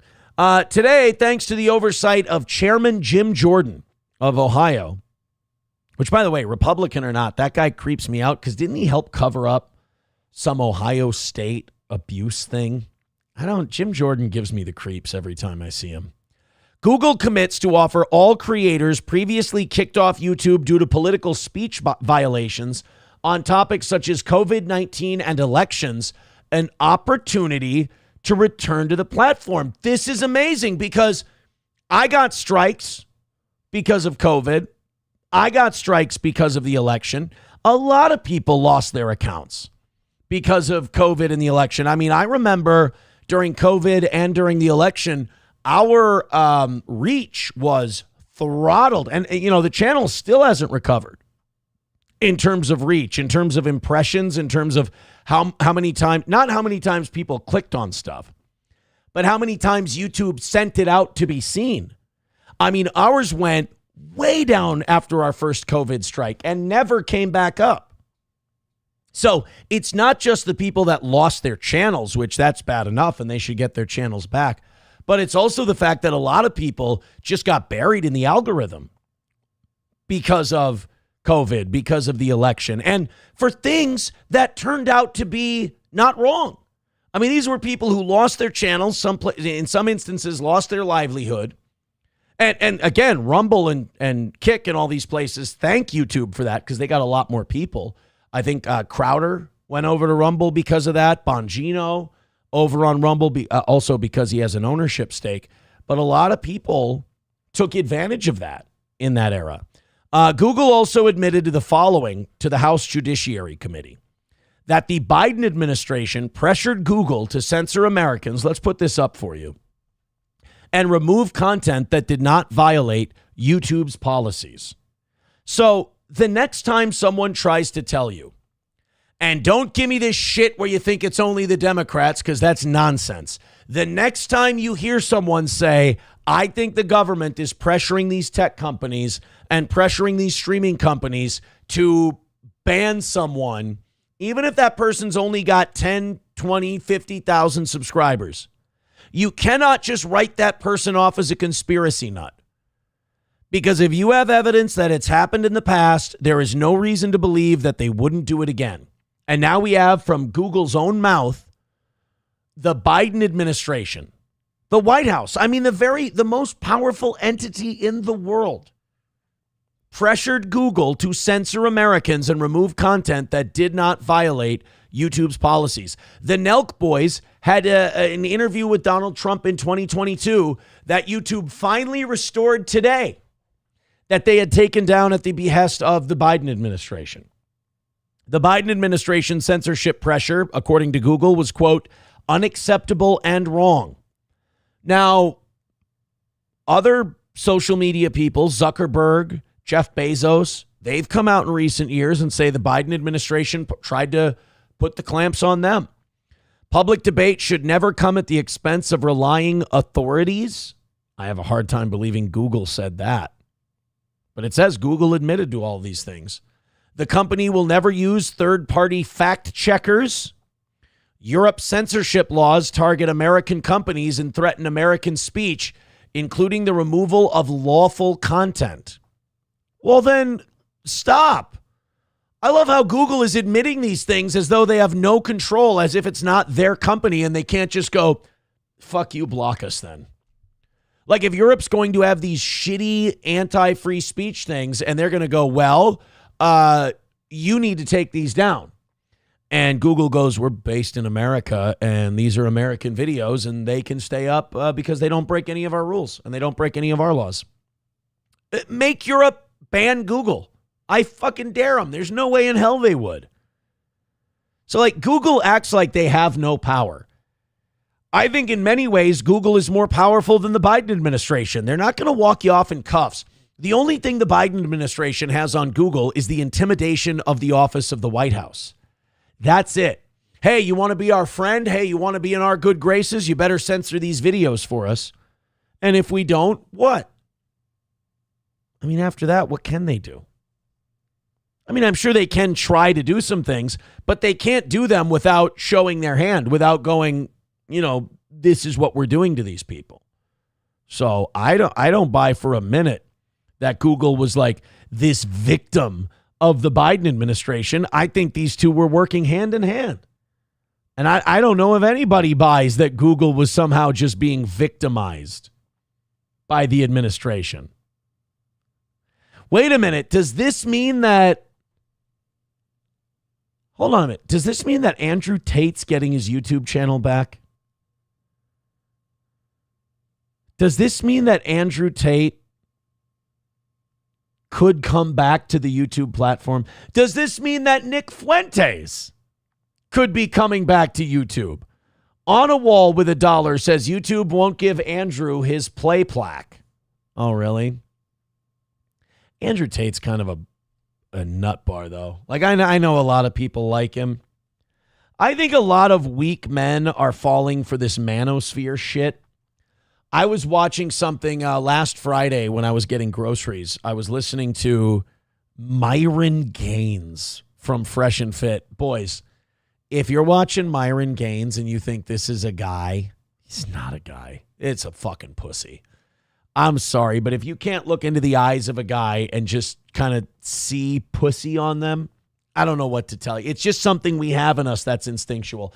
This Myron Gaines guy, first of all, if he's being authentic and he's being real, which I don't think he is, I think it's a gimmick, a character, and an act. If it's not an act, he's the most insecure guy I've ever seen in my entire life. He was arguing with Kat Timpf and some liberal broad, and they were on Tim Pool's show. And Tim Pool likes to have these debates to, you know, so that he can seem like an intellectual channel. The problem is he brings the biggest retards on to debate, and then he knows nothing about the topic he's hosting the debate on. So it just becomes this shit show. If he didn't have Alex Stein there with him, the whole thing would have fallen apart. But this Myron Gaines from Fresh and Fit is just getting served up by these two ladies. I mean, Kat Timpf and the liberal chick are just crushing him because all Myron Gaines has is, well, she make me a sandwich. Girls can't do anything but have babies. And then he's talking about we like he's got a fucking mouse in his pocket, like the country we built. I'm sorry, but as a white European male, this ain't a we thing, bro. This is, you're appropriating white culture now. Easy on the we shit. That Myron Gaines was such a fraud and such a phony. he's comical to watch. I'll give him that. He's funny to watch because he's one of these guys, and the internet breeds these guys like rabbits. They're people who have no sense of shame and will get destroyed in any debate they're in and convince themselves they're killing it because they've got a bunch of basement-dwelling dorks who think that that's what a man is. I guarantee Myron Gaines has had his ass whooped a lot. He does seem like the kind of guy to run his mouth and run behind the big guy. Myron Gaines guy's full of shit. And getting fucking railed by Kat Timpf, and I don't even remember what her the other woman's name is. That's embarrassing. That's embarrassing. Ablo Pacheco says, bigger question. Does this mean that Alex Jones gets his 3 channels back? Maybe. No. No. Look, there's a big difference between Google admitting that they censored shit on behalf of the Biden administration and then saying that they were wrong about Alex Jones. You guys are setting up for a big I mean, one step at a time is what I'm trying to say. The cleaner says Aaron thinks having tits is peak male. No, here's the point. I can't tell you like what you need to do to guys should do this and women should do that. It's like, that's your own shit to figure out. If you listen to any of these overcompensating manosphere retards, these are guys who are taking their insecurities and projecting them onto you. I don't know. Like, what does being a man mean to you? This is how I know that these guys are completely full of shit. None of them ever ask guys, like, what do you think a man is? Like, what do you think it means to be masculine or manly? I think 90% of being a dude is confidence.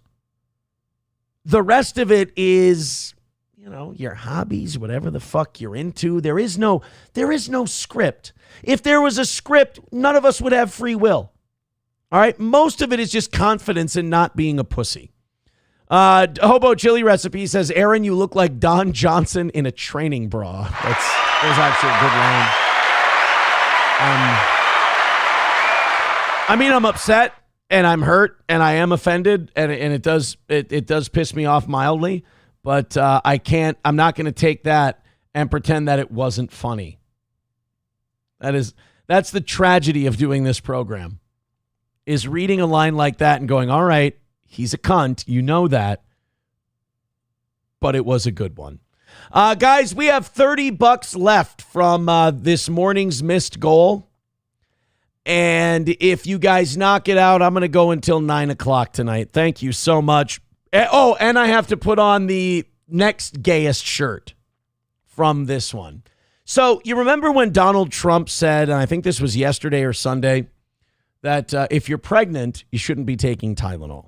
He wanted to say acetaminophen, but he couldn't say it. He was like, if you're pregnant, you don't want to take it's a bad thing, Tylenol. It's not good. Before we get to these dumb liberal pregnant gals, can we please, and there's a lot of them tonight, so buckle in for this next one. Can we please go back to Trump's announcement on Tylenol, because it is such a Trump moment where he's like, it's bad news for your autism. Tylenol, not good. It's this is the one where he's standing next to RFK Jr. and Dr. Oz. I still can't get over seeing Dr. Oz in the White House on health. Tylenol during pregnancy can be associated with a very increased risk of autism. So taking Tylenol is not good. It's supposed to be this medical briefing on, like, first of all, they skipped the part where he completely fucked up acetaminophen. And RFK Jr. had to whisper it to him behind him. I thought that was funny. But also, this is supposed to be like the medical goods. Like, what are the details behind this medically? It's not like Tylenol has ACE inhibitors that are contributing to the parts of the brain that show increased signs of autism. And autism is not something we want in our babies. So we are deciding to pull this off the shelf to release the threat from pregnant women of having little autism babies. Like, instead of doing that, he's like, Tylenol, not good. I would love to have Trump be the president during the AIDS epidemic, and he would be like, apparently there's this thing where a lot of guys are having some butt sex. 8-man cock orgies. Not good. They are. You can butt fuck a lot of guys, but you're going to lose an uncomfortable amount of weight. Some people say too much weight. You're going to be very unhealthy.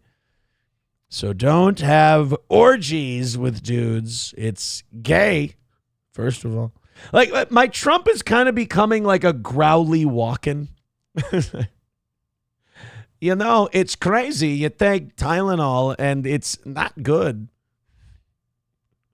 Tylenol is not good. Not good. I want the clip where he tries to say acetaminophen and he fucks it up. Happen. But with Tylenol, don't take it. Don't take it.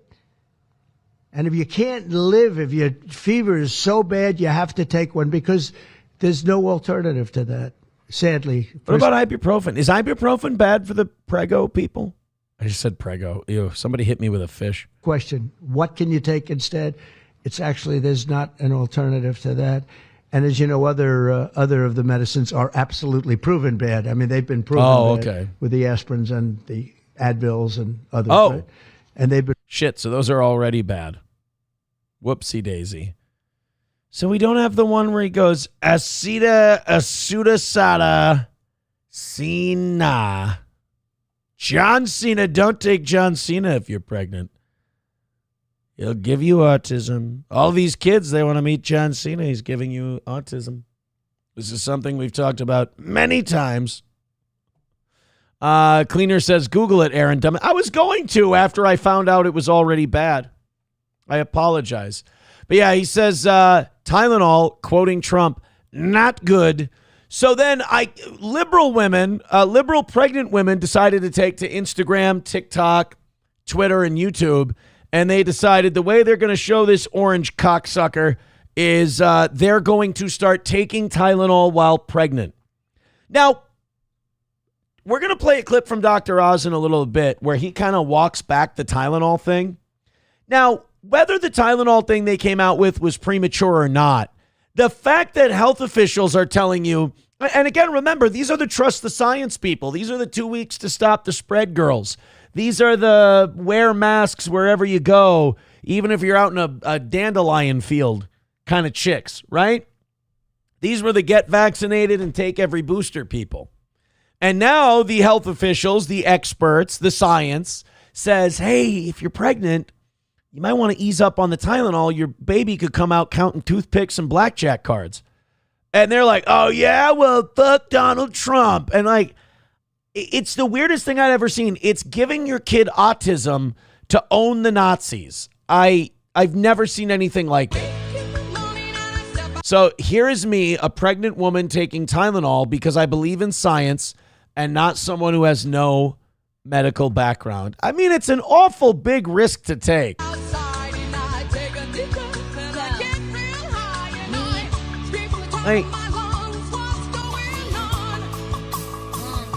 Like, I wouldn't be so brazen about it, you know? If you have a fever and you think Tylenol's okay during your pregnancy, go ahead and take it. But like, ladies, it wouldn't be the first time that drug companies have lied to you and told you that something was perfectly fine for you and it wasn't. You know, gals, there was a time women were taking thalidomide when they were pregnant and their babies were coming out all fucked up. And the doctors were ensuring them that the thalidomide was okay because it helped with like morning sickness or something. So, hey, congratulations. You're not puking, but you've got a mush-headed baby. And the doctor's like, no, thalidomide's awesome. It's great. Don't worry about it. And it turned out to be really bad for your kid. So the fact that you don't like the president telling you not to take Tylenol. It's one thing to be like, look, I've looked into it and I think it's fine, so I'm going to take it just when I have a headache or a fever or whatever. That's one thing.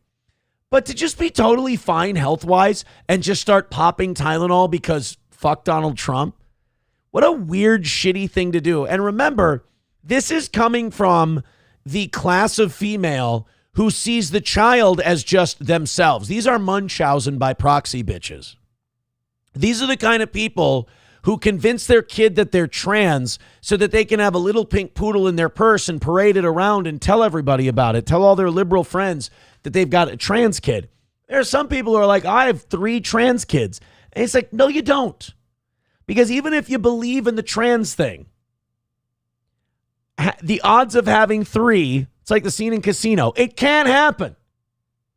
You didn't see yourself being set up by their progressive mom on the first trans? Then you're either too stupid or you're in on it. Either way, you're out. We're not saying you can't take Tylenol. We're not saying you can't have Tylenol.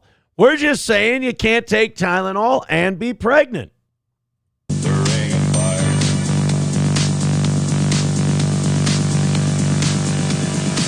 I mean, it's just... Does she have a wedding ring on? I'm guessing this is a single mom. It's the saddest thing to watch these women just like treat the baby like it's a fashion statement, you know?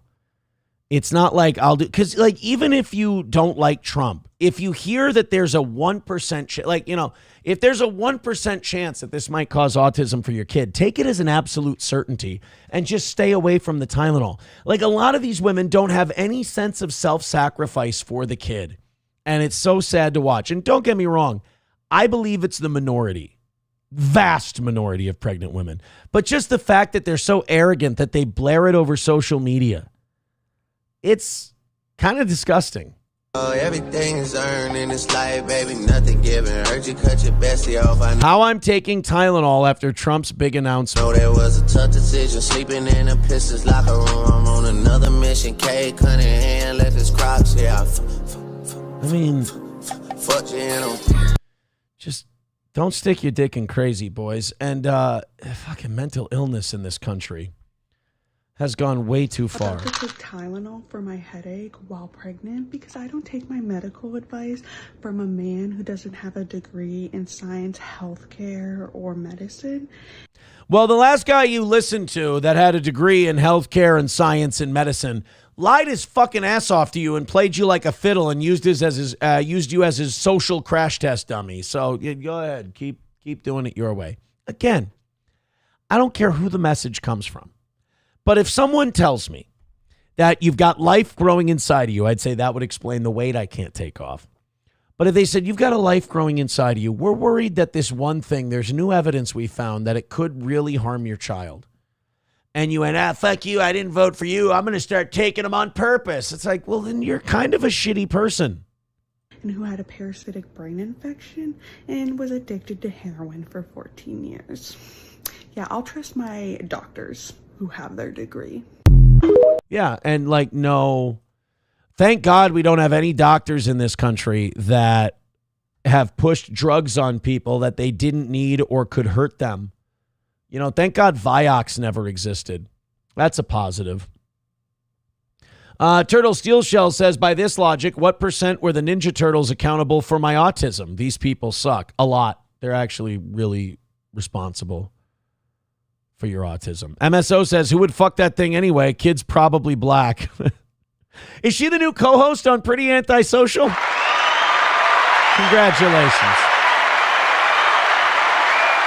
I really do think TikTok is a public health crisis for single women. I think it rots their brains. I think it alters them. It changes them. It's super fucked up. Super fucked up. About 250 of you checking out the toe at the moment. Go ahead and hit like, hit subscribe, hit follow. Throw in a couple of bucks because we've already knocked out tonight's goal. You guys have a chance to take out the last 30 from the morning show, which I greatly appreciate, and I will go an extra half hour for you if you do that. Is that the last one? Oh, no, we got more of these broads. All right, roll on. Me popping Tylenol while pregnant, because what the fuck is the government going to do about it? Again, it's the same. It's on repeat. It's only giving a shit about yourself.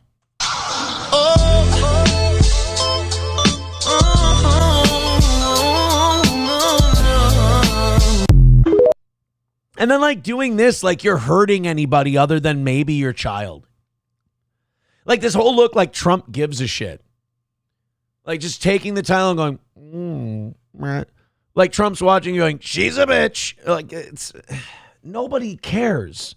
Nobody gives a shit about your TikToks. Nobody's going to be impacted. Nobody's going to remember it tomorrow. You're just potentially maybe hurting your kid. Again, I Hobo Chili says, so they want to make their kids autistic. We're going to have a lot of children counting toothpicks, right? MSO says, I didn't mean that in a bad way. Oh, I'm sorry. I apologize. Mad Move says, nobody cares while I show it on my program. Oh, I'm sorry. I didn't know the showing it to mock them thing was part of the... I didn't figure that part out. Me stupid. So speaking of the Tylenol thing, I don't know if Dr. Oz is kneecapping RFK Jr. and Donald Trump here, but Dr. Oz is tempering President Trump's recent comments on Tylenol being used among pregnant women and its possible links to autism, clarifying when acetaminophen should be used and when it should be avoided. So I don't know if this is him kind of like backpedaling or if this is him just issuing a bit of a clarification. But this is what Dr. Oz said earlier today. So pregnant mothers might be in quite a conundrum here because you had the president yesterday along with the HHS secretary and Dr. Oz standing there telling them that you should not take acetaminophen, which is the main ingredient in Tylenol, if you're pregnant, or at least you should try to minimize avoid it. Try to avoid it unless you have, an Although extreme... the president used very strong language when he described it. Well, did he really say he didn't have strong language? If I remember correctly, it was Tylenol is not good. Repeatedly said, don't use Tylenol, don't use Tylenol. But ultimately what they're saying is use it as a last resort if you can't tough it out. Right. So basically what they're kind of saying is if you take a shitload of this over time, like if every day of your pregnancy, you got an ache and a pain, so you take Tylenol every day to take the edge off, that could be bad. I'm sure there's a ton of shit in a ton of over-the-counter medication that if you take it every day, you got to think that's a very small life inside of you. They can't take those kind of dosages. I personally think it would be good to minimize any medicine when you're pregnant down to you absolutely have to take it. The way he explained But the language that was used certainly was kind of frightening. And how many women are on antidepressants and antipsychotics and are pregnant? I wonder about that. Like a lot of these single women that are pregnant and, the ones that do the fucking chicken head bob after they take their Tylenol because they're owning Trump. I really worry about how many kids have been born exposed to like antidepressants and anti-anxiety medication and shit like that. Like how many women are actually staying off of those meds when they're pregnant? It would explain a lot of the issues that we're seeing. Imagine if I were pregnant and I was watching that yesterday, I would be really scared of what exactly acetaminophen is potentially doing to my unborn child. In fairness, bro, if you were pregnant, you would have a lot fewer questions, I would hope, or you would have a lot more questions than just, should I take Tylenol? If you, a black man, wake up pregnant, I would hope that can I take a Tylenol is at least question number 70 on your list. We should say, and we're going to bring Dr. Oz on right now, but before I do, there are a lot of people in the medical community who are disputing this, saying that it is safe. So there's kind of a divide now between a lot of people in the medical community and the administration. Do you believe your president? Do you believe your doctor? If they disagree, what do you do as a patient? Joining us now to talk about this is Dr. Mehmet Oz, who is the rub some fucking tea tree oil on it and get out there, huh? I've got some supplements. You just take some methylene blue and you rub it on your fucking pregnant belly and you'll be fine. Administrator for the Centers for Medicare and Medicaid Services. As you see CMS on the wall behind him. Dr. Oz, welcome back to TMZ Live. God bless you for having me on. Let me take a step back, even before we get into the specific debate here. I want to warn folks that they should not be making healthcare decisions based on their politics. And we saw this happening during COVID. We don't want this to repeat itself now. There was bold steps taken yesterday. I'm going to go through those. But you should keep an open mind, no matter what your politics are, because this was based on hard science. We can debate the science, and that's where I think the arguments ought to happen. And if you just go back, 6, 8 months ago, the president made it really clear to all of us that he was passionate about autism. He thinks it's a real challenge for families to address this issue without government help. He thinks that women have been gaslit a little bit on the topic. They have been told things about autism. He does not feel we're an honest reflection of what we could do as a government to try to be as transparent as possible. You all know where Secretary Kennedy is on this issue. They are hiding something. Like the medical industry and the government is hiding something on something causing autism. I'm just not smart enough to know what that is. I'm not well read enough to know what that is. But like the amount of people with fucked up brains and the amount of people with autism spectrum disorder and all this other shit is way too high for it to be natural. Something is doing it, whether it's the food, whether it's the drugs, whether it's the prescriptions, the vaccines, I'm willing to keep an open mind on all of it. But like there is way too much autism for us to just throw our hands up and go, oh, well, win some, lose some. Like there's something that we're not being told. And I think it's as simple as a lot of people are making a lot of money on whatever they're hiding from us, and they don't want the gravy train to end. And while that's really shitty because you're basically saying I'm willing to let kids get a potentially crippling disease, because autism can range from everything from, Asperger's to a little social anxiety or whatever to being nonverbal and like you can't learn past like a second grade level. Or worse than that. Like it can get really fucking bad.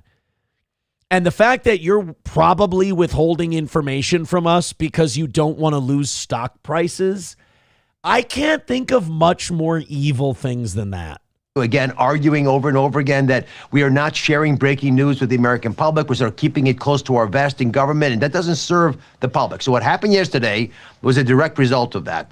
A few months ago, we were told, and I say we, me, running Medicare and Medicaid, Marty McCary, who runs FDA, and Jay Bhattacharya, who runs NIH, they said, break the silos, though. No more debating in between your organizations and agencies. Just get rid of all that paperwork and that legacy hindrance of your getting the job done. Come to us with answers. So there is a debate going on. There is some evidence they're showing that Tylenol in large doses could be harmful to the baby. Well, if that's accurate, then yeah, let's try to limit the use of that. I mean, why is that political? I don't understand why in any way that would be a political statement. Sam Show says, Jewish mysticism, Aaron. It's Jewish mysticism. Oh, See, I didn't know that. And I apologize for not knowing. Mad Move says, I love how Dr. Oz gives us serious medical advice while his talk show is on break for the season. Gotta make that nut. Wait, is he still...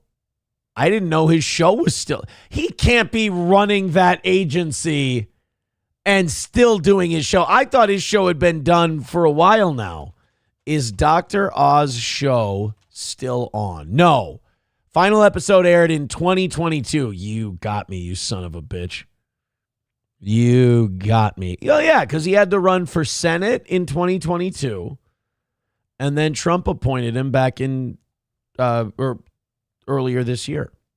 You Need Me More says Tylenol is hard on the liver, FY. Yes, that's why you're not supposed, if you have a hangover, you're not supposed to take Tylenol. Tylenol can fuck up your hangovers. You should be drinking that, what do they call it? Pedialyte. You should be taking Advil. And you should be sleeping. That's about it. There's no such thing as a hangover cure, my friend. What you got to do is you got to drink so much water that you balloon up by about 7 pounds and just lie there in it and take some nice naps, you know, eat some decent food. And then over the next couple of days, you'll just pee it all out and you'll go back to where you were. Don't take that Tylenol, though. Don't take that Tylenol. All right, guys, we missed by 30 this morning. You knocked out tonight's goal already. You've been killing it. If in the next 35 minutes you put that $30 in, guess what, my friends? I'm giving you another half hour of tonight's show. So hit like, hit subscribe. If you feel like contributing, Streamlabs, PayPal, Venmo, Super Chats, and Rumble Rants. What a ridiculously amazing night it's been already.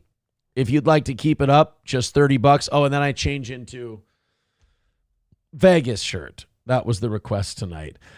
We got this story from Michigan that unfortunately is too easy to believe. So there was this dude in Michigan who took it upon himself, and this would be great if we saw more of this, you know, when there were starving people and homeless people, you know, before the government decided to take it on with the Great Society and all those welfare programs that LBJ wanted. Before that, churches and private charities took care of the hungry. They took care of the homeless. They took care of the sick. I do believe, if I may get a little conspiratorial here, I do believe that part of LBJ's Great Society was an effort by far leftists, because one of the big things with Marxism and socialism and communism is destroying the people's belief in the church.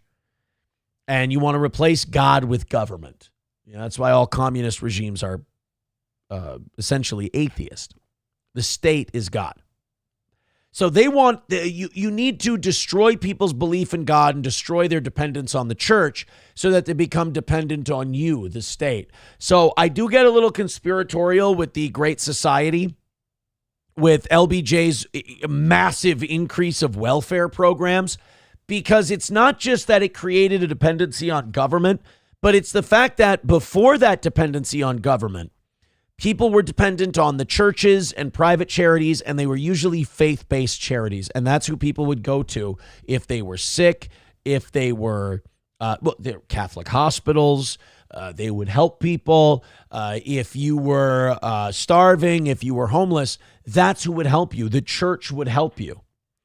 And so liberals, the left in this country, had this great idea that if we took that, they pitched it as, well, we can relieve the church of its responsibility and will provide it. Well, what it did was it provided something called the tragedy of the commons, meaning if the government says, hey, it's no individual's responsibility to take care of the poor and the sick, then nobody's going to help. You know, it's the same thing with public parks. You know, if you have a privately owned park, somebody owns that. The onus is on them to keep it nice and keep it clean. If you have a public park and people are just going to litter and throw shit everywhere, who's going to be the one responsible for cleaning it up? It's not my mess. It's not mine, not yours. Nobody's going to clean it up. It's nobody's responsibility if it's everybody's responsibility. So when the onus wasn't on the church anymore to house and clothe and feed these people, when the government started taking people's tax money to do it, poverty actually got worse. And the problem didn't get better. With I believe we're up to $21 trillion we've spent now on the war on poverty, and it hasn't helped. So now you have this guy who decided to go out and feed the homeless in his hometown in Michigan.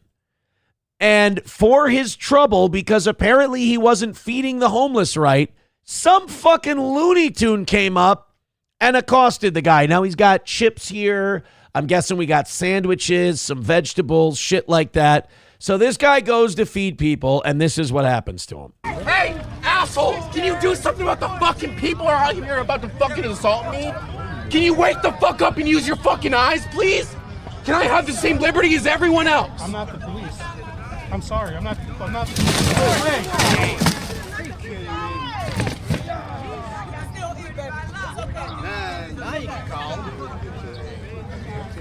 Oh, pizza. You got him pizza. Pizza and chips. Nice guy. So this dude like literally donated his time. He's not from a foundation. He literally went to Domino's or someplace, bought a fuckload of pizza. Homeless people lined up. They got some food. They got lunch for the day. Might be the only meal they eat that day. And this fucking prick, again, the society we live in, just self-centered and mentally ill. How about the fact that you're in a line full of homeless people? You've got what looks like expensive like workout gear on, and you're the most mentally ill person there. That it's got to be all about you and like, hey, fucking people are threatening to assault me. It's like, how about we stay away from the giant line of homeless people? Might be an idea. Hey, assholes! Can you do something about the fucking people who are out here? By the way, is this a trans person? I don't know. I don't know what this is. If this is a trans female or if this is just a gay dude. I mean, whether it's a trans woman or not, I mean, what it really is just a gay guy who needs more attention because trans woman, really? About to fucking assault me? Can you wake the fuck up and use your fucking eyes, please? Can I have the same liberty as everyone else? I'm not the police. I'm sorry. I'm not.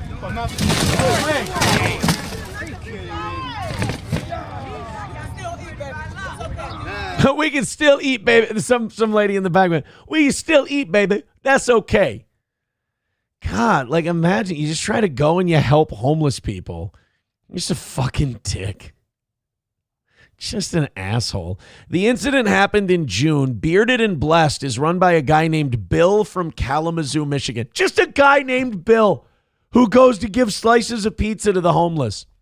He uses money from his social supporters to feed local residents, many of them homeless. He and his team stream their events, partially for his supporters, partially as legal security in case someone assaults them. All right.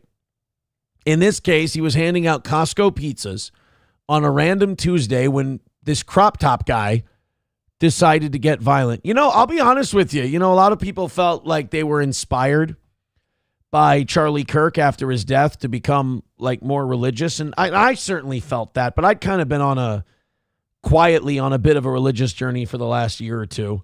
But the Charlie Kirk thing certainly made me feel like I was, on the right track. A guy like this inspires me to do a similar thing.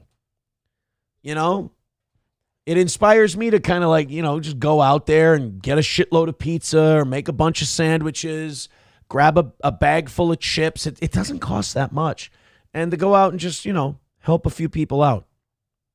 And to get rid of the cynicism of oh, well, I'm just helping out a bunch of people who are going to go do drugs or whatever. It's like, I don't know, maybe forget about that for 5 minutes and just go out and do a good deed and help people. It'll make you feel good. You might help someone who flips their life. Here's a decent idea.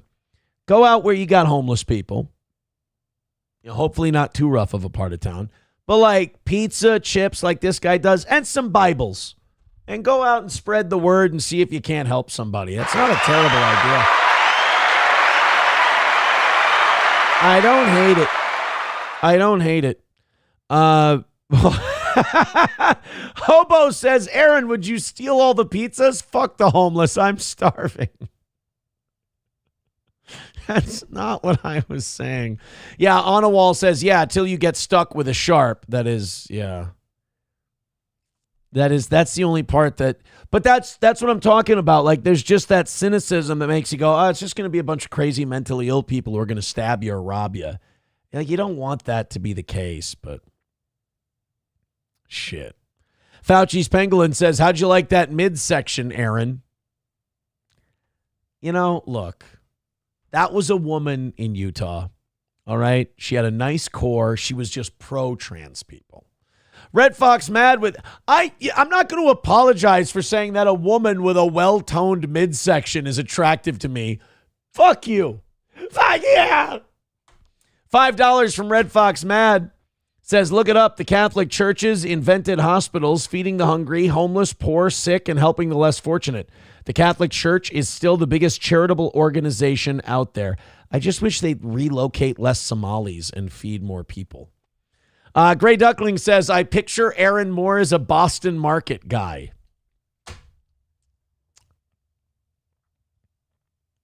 Can I tell you something?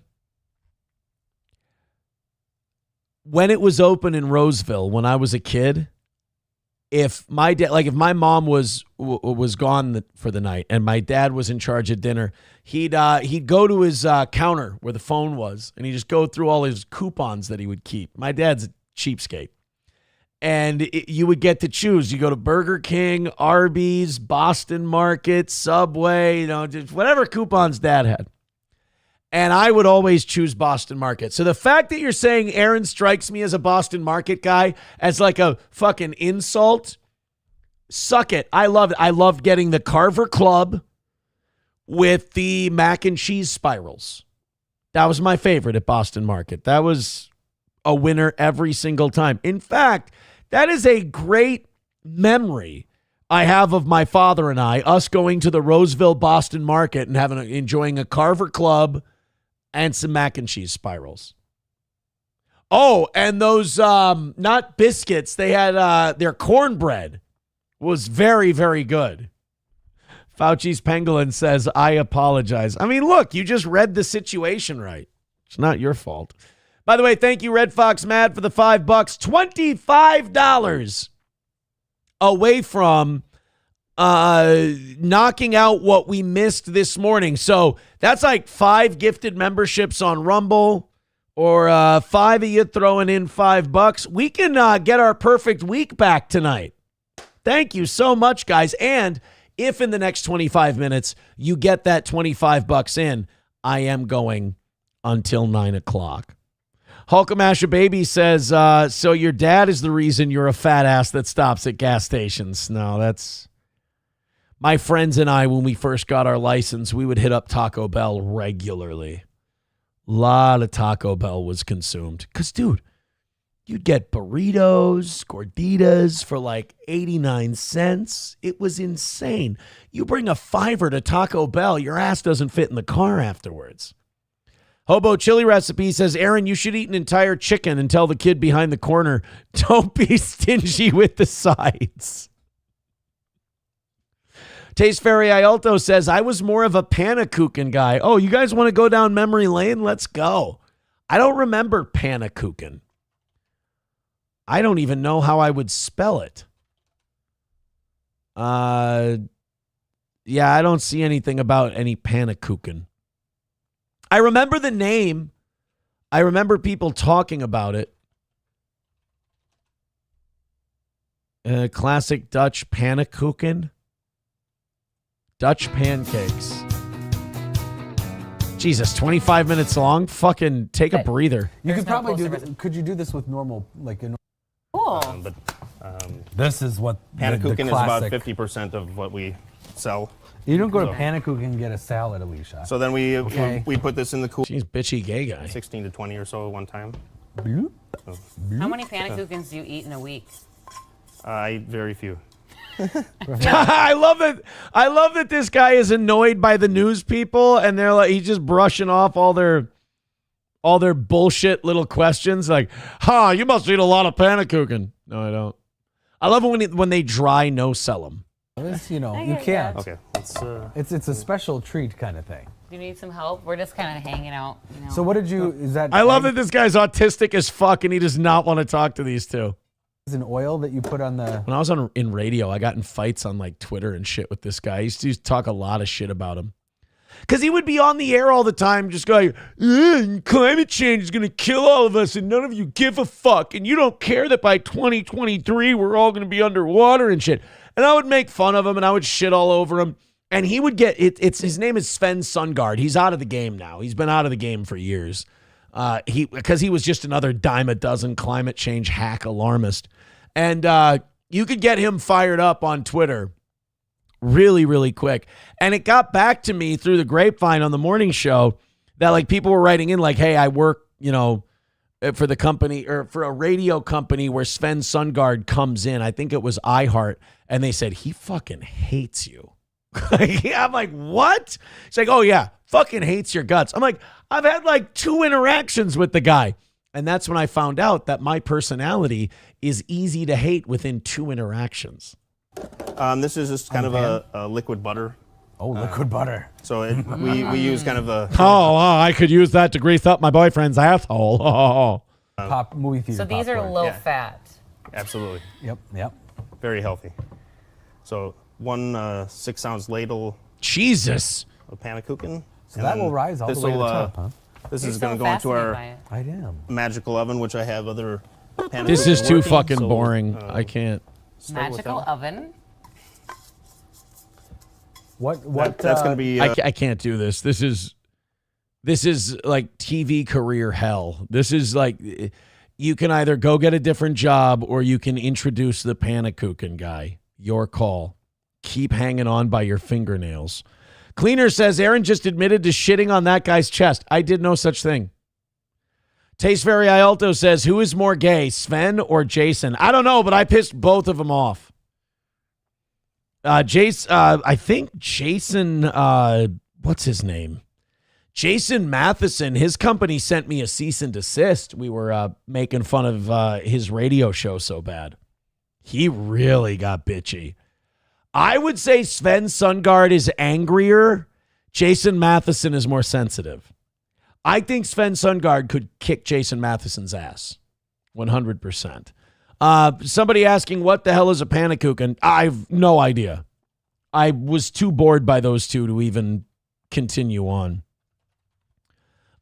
We are 25 away from this morning. We are 79 memberships away from 600. Oh my God, we have never been up this high on Rumble before, ever. Kamala Harris is going through it the last couple of days. You know, I can't imagine why she came back. There is no reason for her to come back. She got humiliated in the last election. She only got to run for president because Joe Biden was senile and they had to dump him. And now she's coming back to do what it basically amounts to a shame tour. So people can go, hey, why did you suck so fucking bad during that election? Like, why were you such a failed piece of shit? And she has to give all these copes now. Like, so this is the Kamala Harris. She has a book to promote and she's on a cope-splaining tour. And one of the things she's been going with is, hey, you know, I didn't want to pick that Tim Walz guy as my running mate. I wanted to pick Pete Buttigieg, you know, the gay guy who fucked up all the air travel. That's the guy that I thought would make a good VP.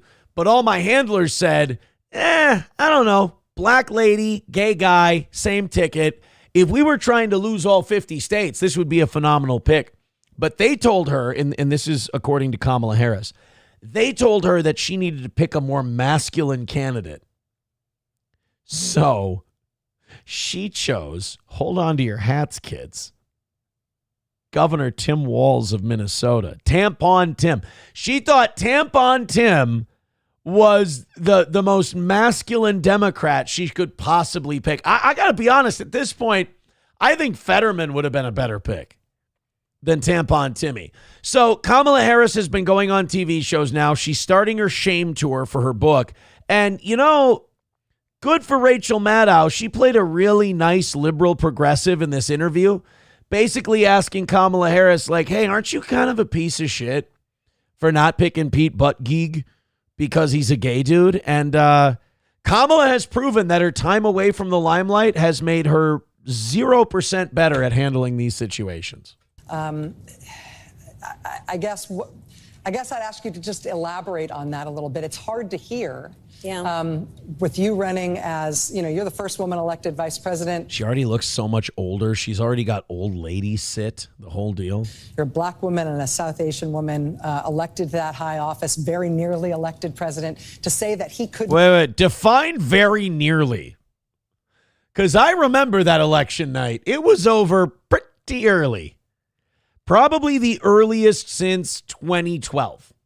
Be on the ticket effectively because he was gay. It's hard to hear. No. That's not what I said. That's that he couldn't be on the ticket because he is gay.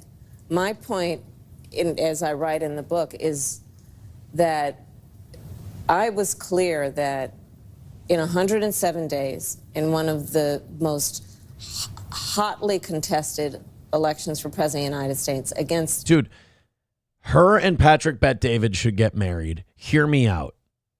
They both take the longest possible route to answer a fucking question or get to a question more than any human being I've ever... I would love to see Kamala Harris go on the PBD podcast because he takes 3 hours to ask a question and she takes 3 hours to answer.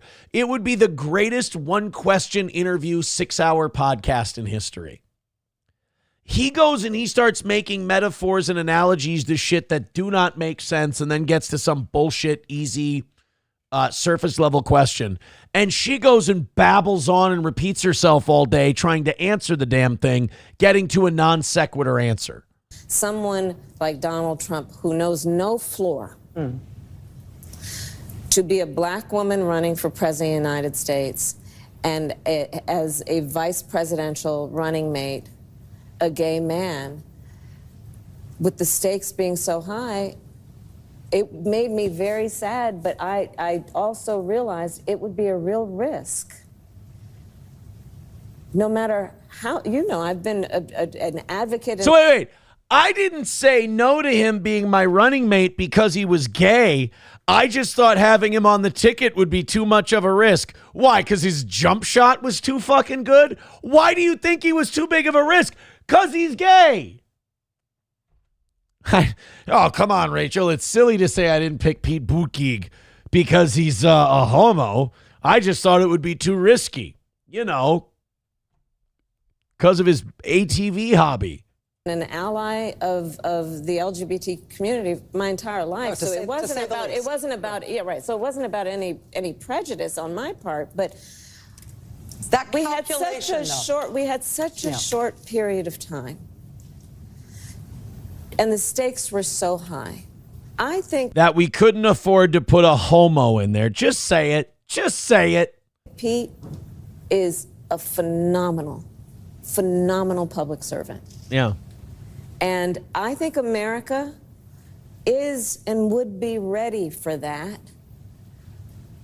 But when I had to make that decision with 2 weeks to go. Wait, you said 107 days. Not 2 weeks. You said 107 days. Oh, she means till the convention. Okay. And maybe I was being too cautious. I'll let our friends, we should all talk about that. Maybe I was. She has the most annoying way of speaking. That's the decision I made, and I, as with everything else in the book, I'm being very candid about that. Yeah. With a great deal of sadness about also the fact that it might have been a risk. So I didn't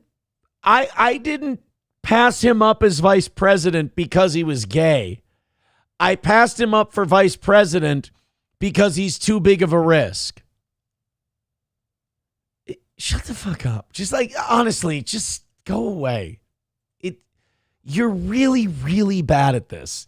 Sam Show says she didn't say anything. She never says anything. She really doesn't. But in an impressive way, she really doesn't. So I didn't pick him because he's gay. I didn't pick him because he was gay. Oh, that makes sense. Papa Shab says she's so dumb that it literally stun locks people. I mean, does she think that she's smart? Is she one of these people like Myron Gaines from Fresh and Fit where she thinks she's intelligent and she's tricking people, she's putting voodoo on them?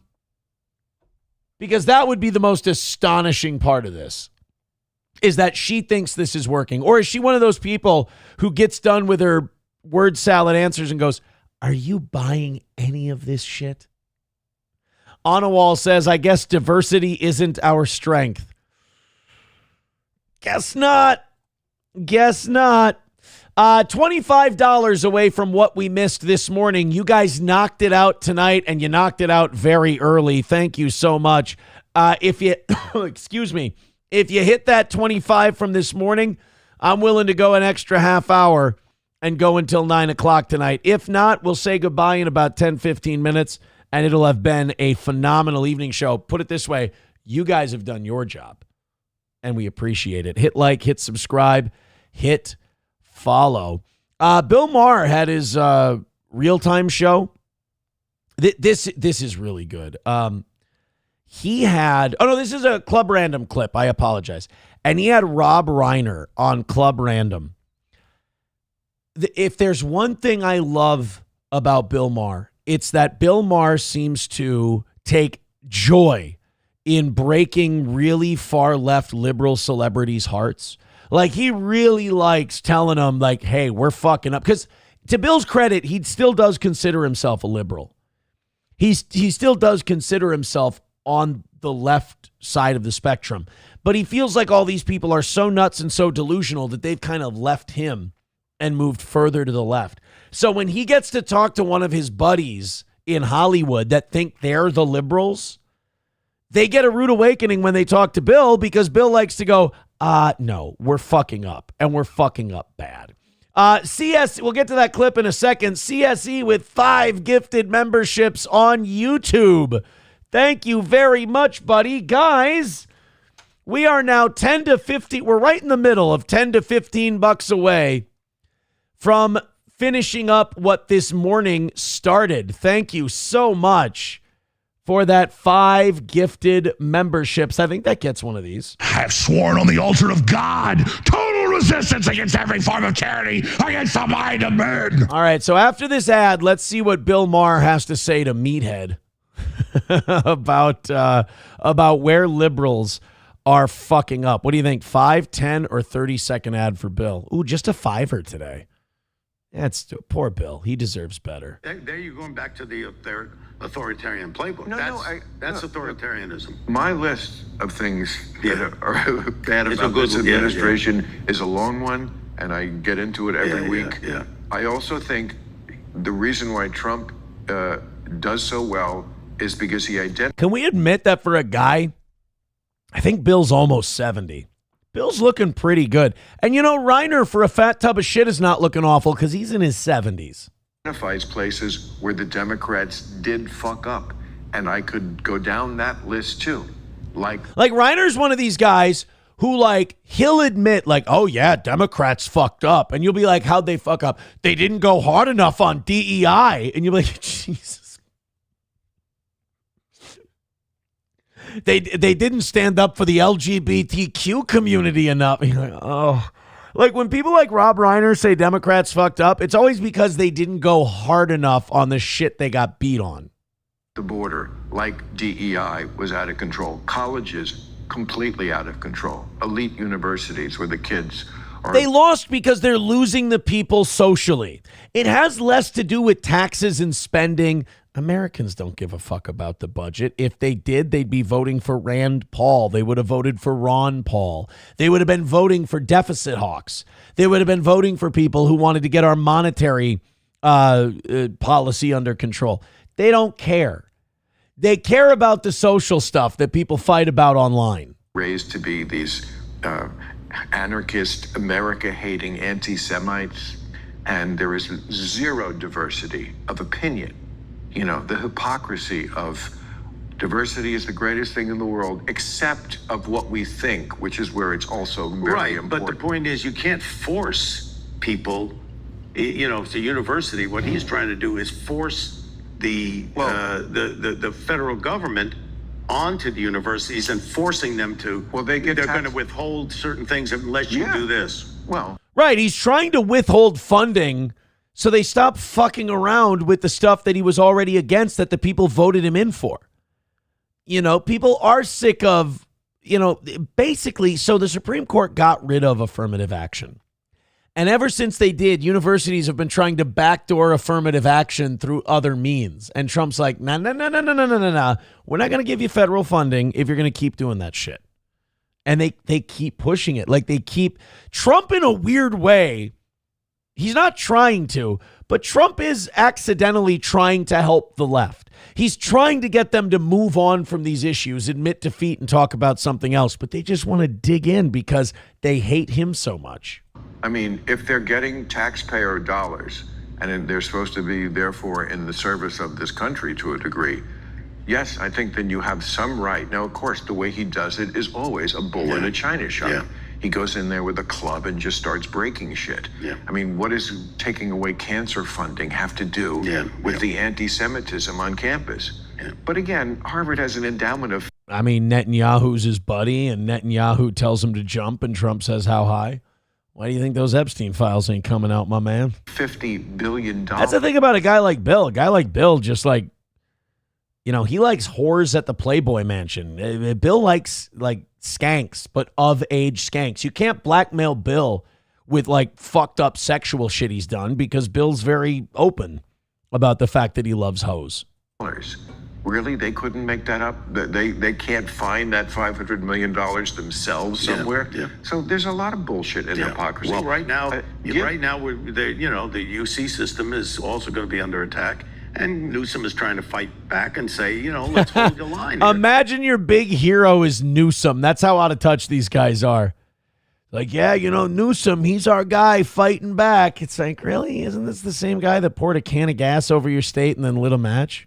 I mean, and law firms are, some cave. And a good friend of mine, Ted Boutros, who, is with a law firm that is holding firm.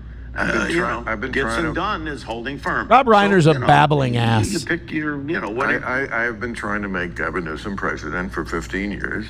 I'm still on that page that he'd be a great candidate, even though he has a lot of California baggage. No, but he would be. To me, it's not about California anymore. It's about who is articulate, who is smart, who knows how to govern, and in this case, who is strong and pushing back. So I'm with you on Yeah, Gavin Newsom very strong at pushing back, especially at glory holes. I don't want Gavin Newsom to be president.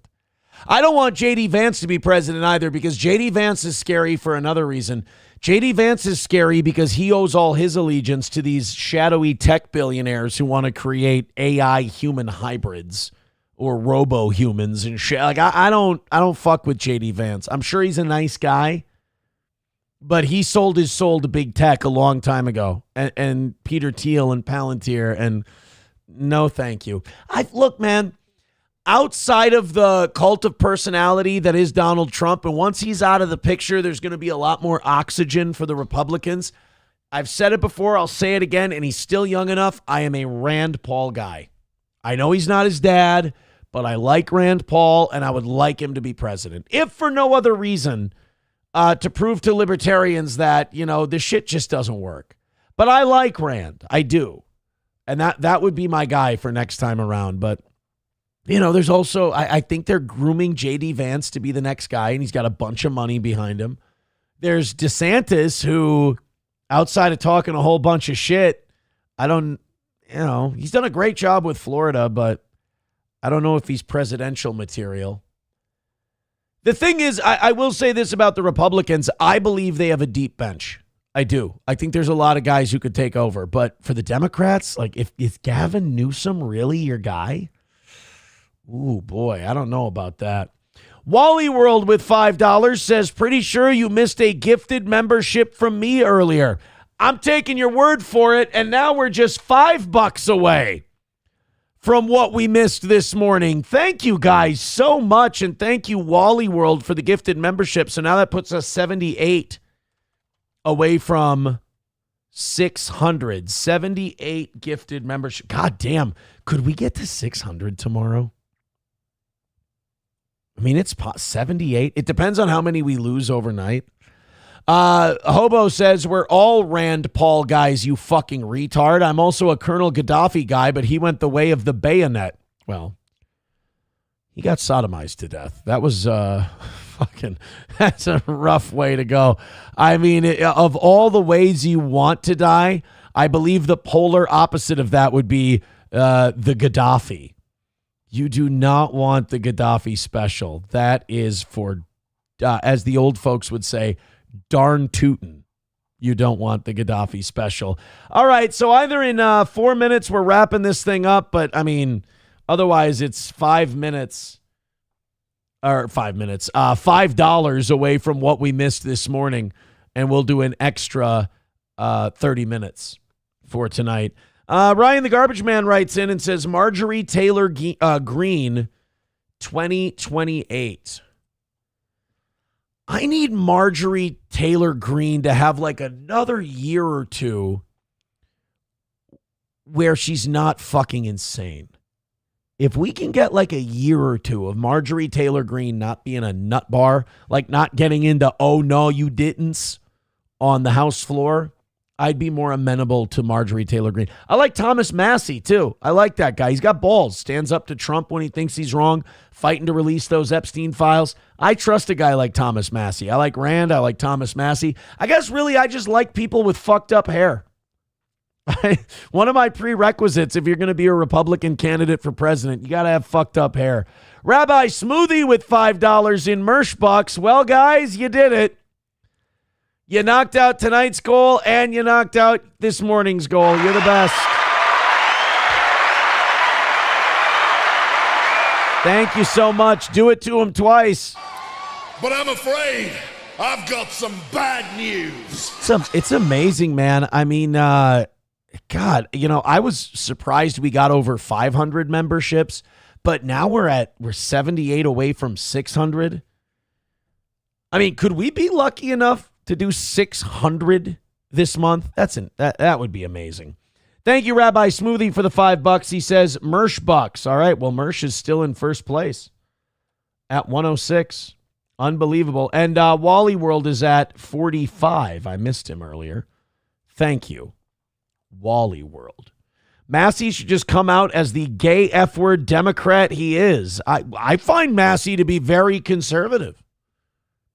I think Massey's a pretty decent dude.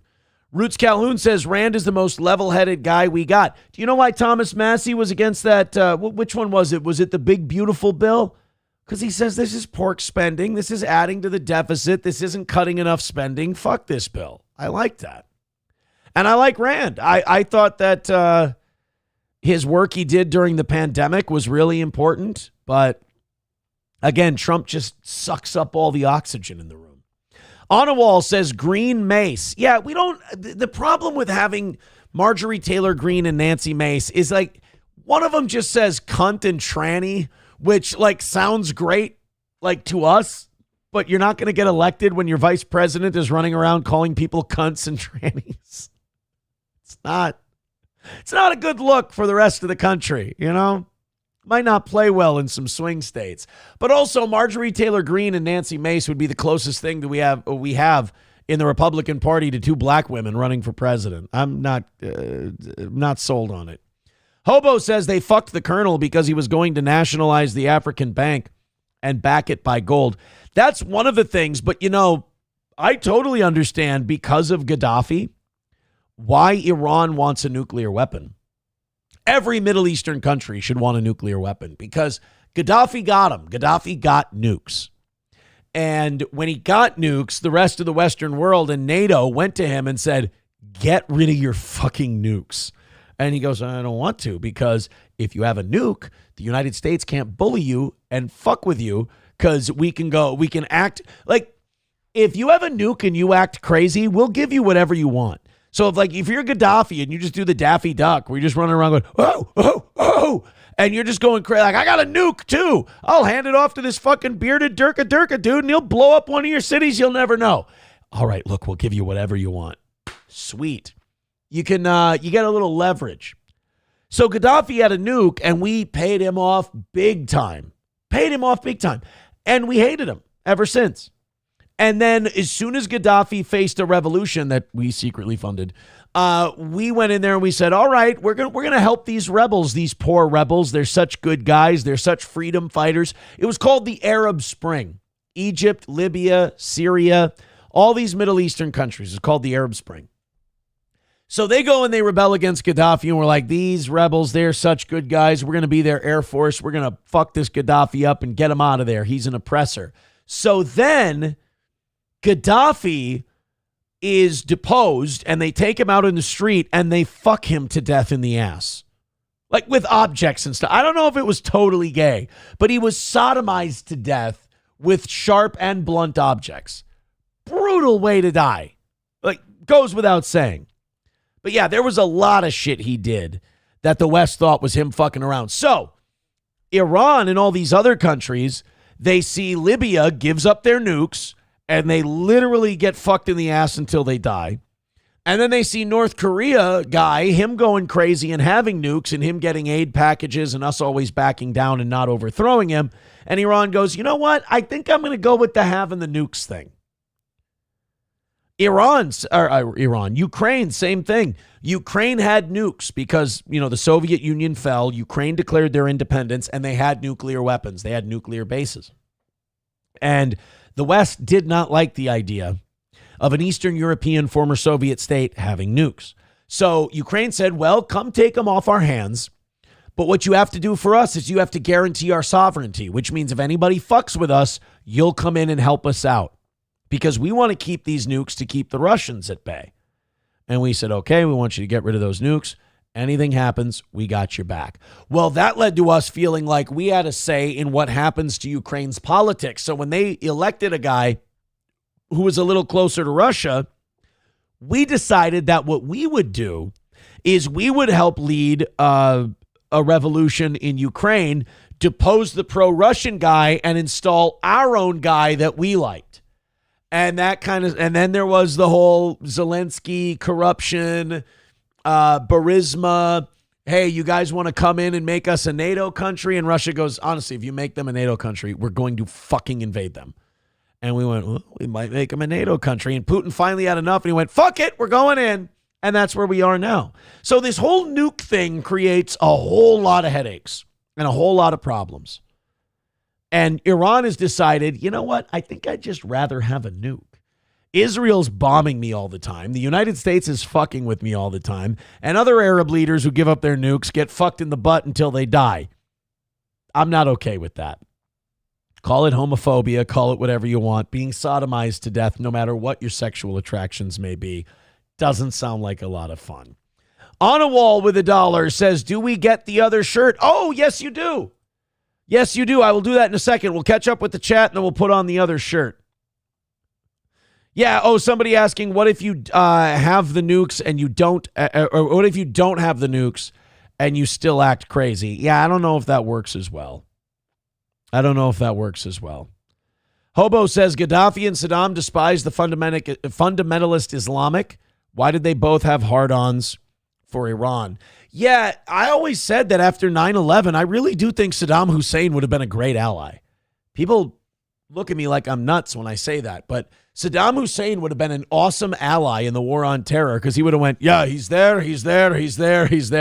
And then you know what we could have done? We could have outsourced a lot of the bad guy shit we wanted to do to Saddam. Because Saddam saw all those radical Islamists who were a different sect than he was. Either he was Shiite and they were Sunni, or I've got that fucked up. But they were opposites. Saddam was the minority religion in Iraq. He was a Shiite running a Sunni country. I could have that backwards. It doesn't matter. Look. Saddam ruled with an iron fist. And if the United States was like, hey, you want to get rid of these fucking terrorists for us? He would have said, yeah, how do you want me to do it? Because I got a big pit. I could put them in there and just fucking set people on fire. And we're like, fuck, that works for us as long as you don't say our name when you do it. He's like, you got it. And Saddam could have taken care of a shitload of terrorists. And he could have been a bulwark against Iran. And we fucked that up because Baby Bush wanted to settle things for his daddy, and all of his fucking Jewish cabinet members had an idea of overthrowing all these regimes so Israel could be the main power in the region. But for us, Saddam would have been our guy, for sure. Hobo also says if Clinton allowed Putin to join NATO, a lot of the problems we have now would not have happened. Putin believed NATO needed revision. Yes, we should have either allowed Russia into NATO, and then the New World Order could have been from America to Russia and would have run the entire world. Or we could have dissolved NATO because we didn't need it anymore. But either way, like we fucked it up. You can't go back. What do you do, right? What do you do? All right, let me fire up the music. We got about 25 minutes left. I did promise you I'd change shirts for the end of the show. Thank you for keeping our perfect week intact. This has been an incredibly fun evening show. Give me just about a minute here, and I'll go change. Thank you, guys.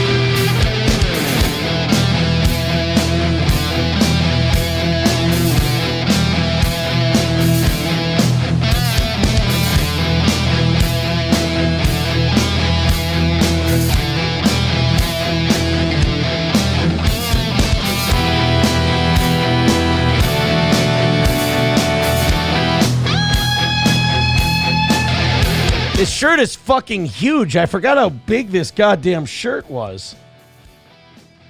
Oh my God. It is a shiny, sparkly fucking thing. Oh my God. I think gay people get offended if you call this gay.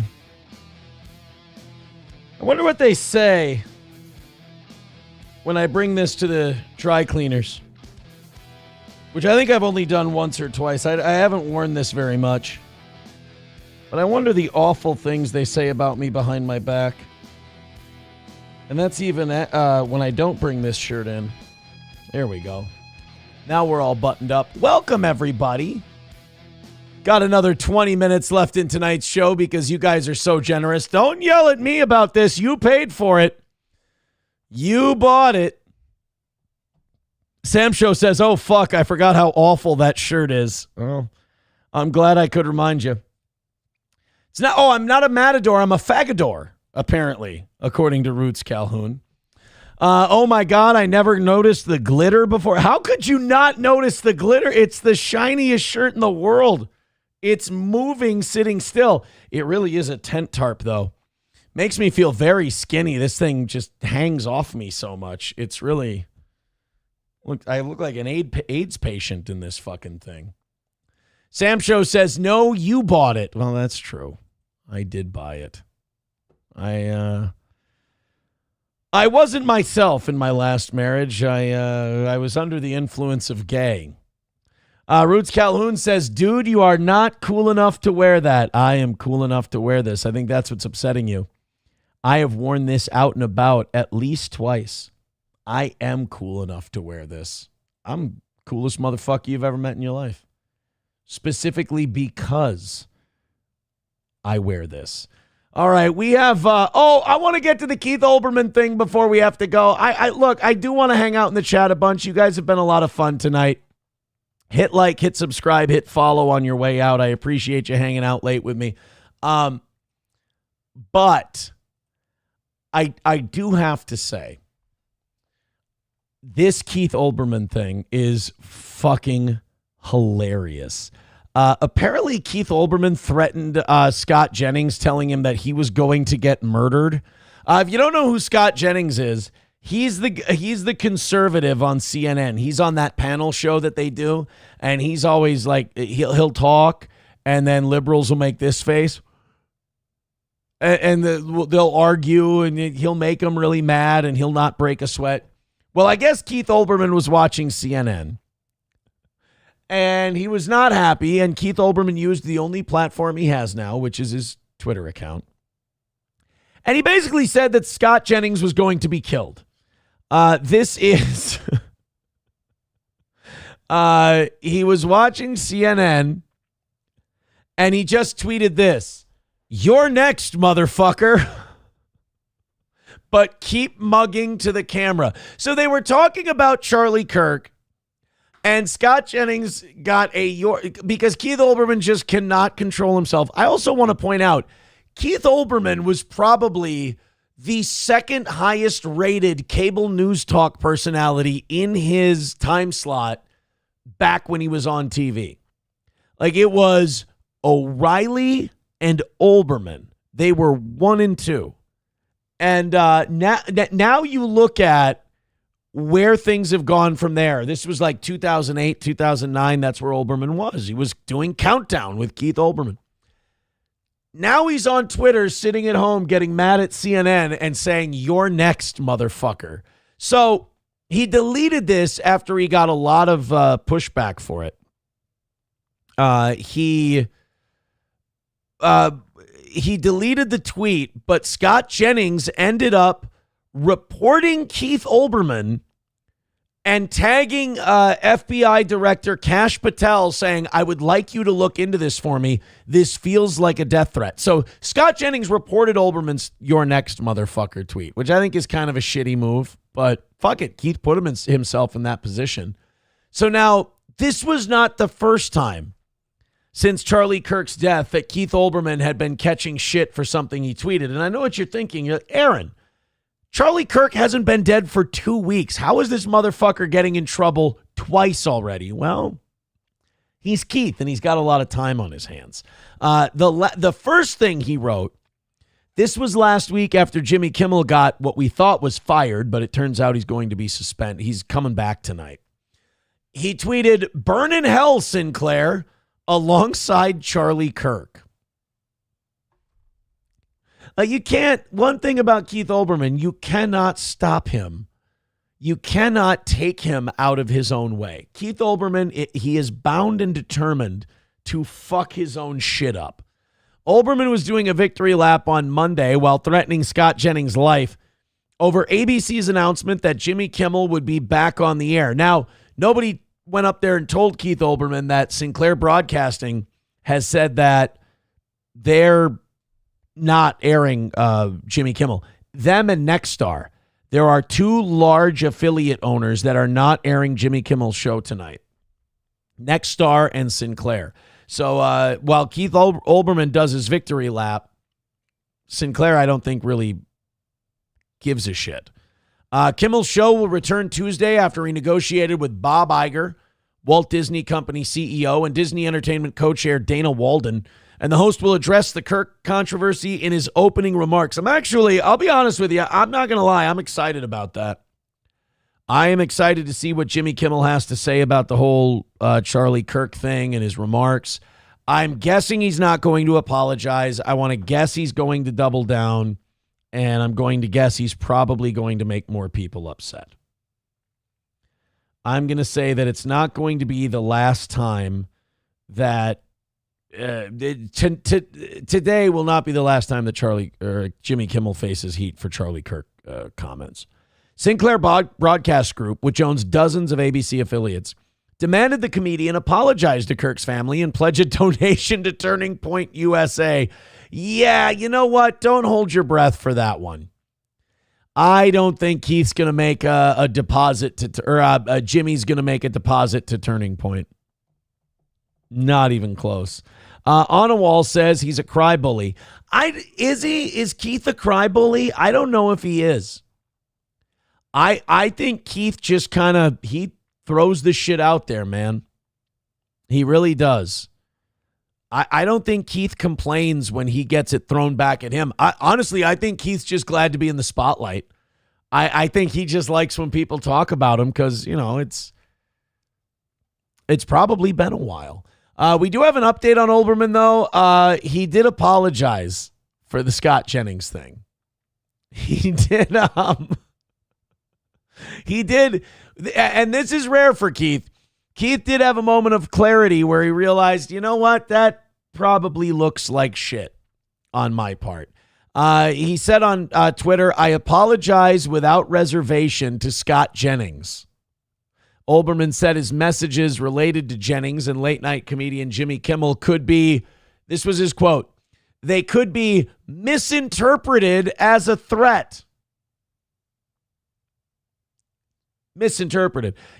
When he wrote to Scott Jennings, "You're next, motherfucker," you could misinterpret that as Keith Olbermann saying that Scott Jennings was going to be the next conservative to get shot in the neck.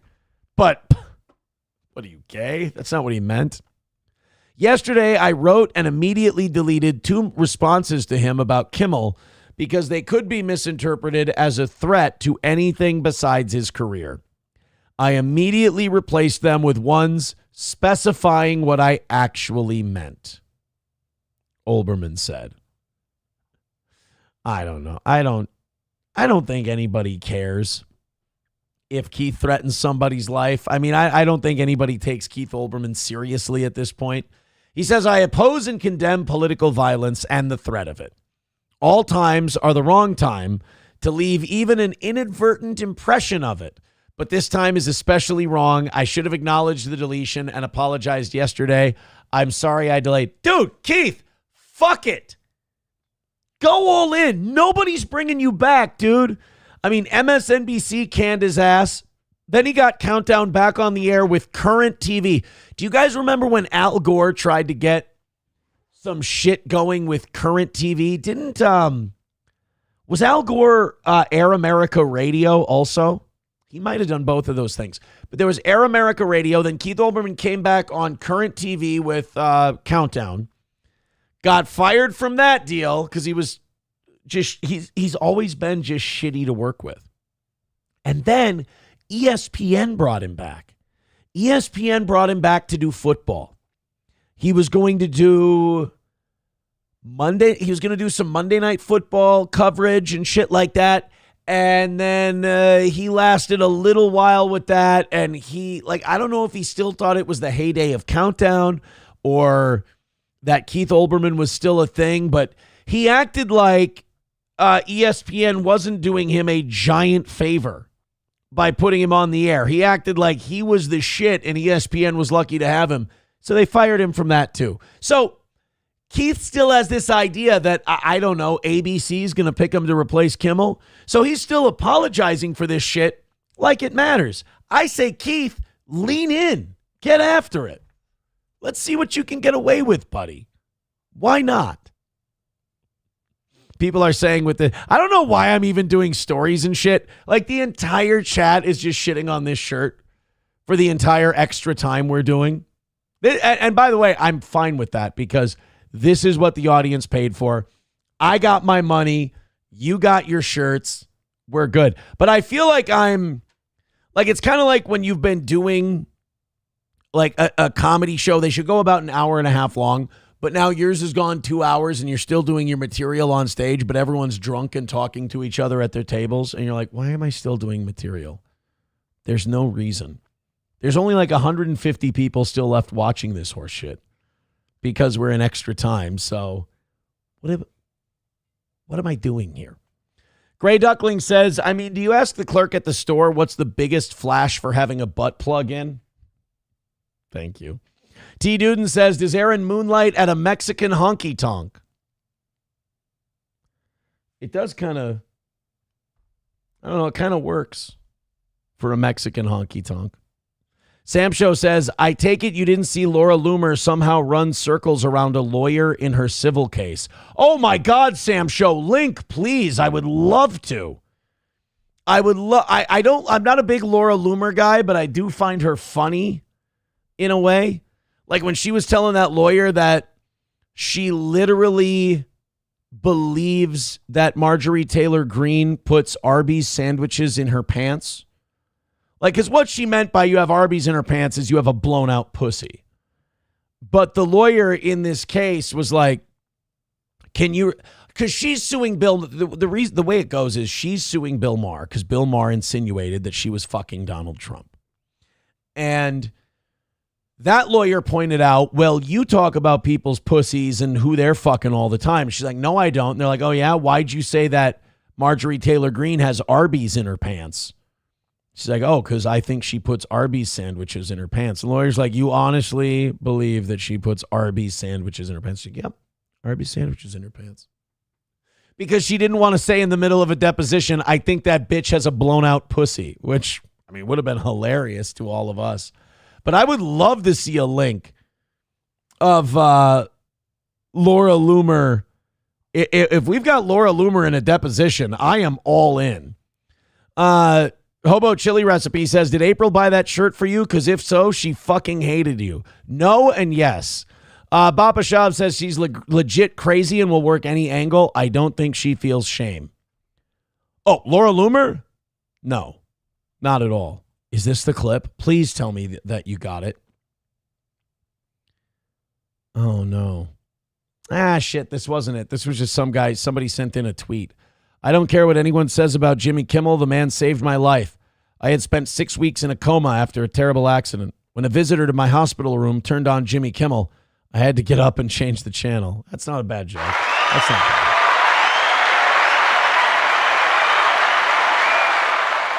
Aaron plays in a Mexican mariachi band. That's actually the least hurtful thing anyone has said about this shirt so far. I got to find this Laura Loomer thing now. That she was in some kind of a deposition.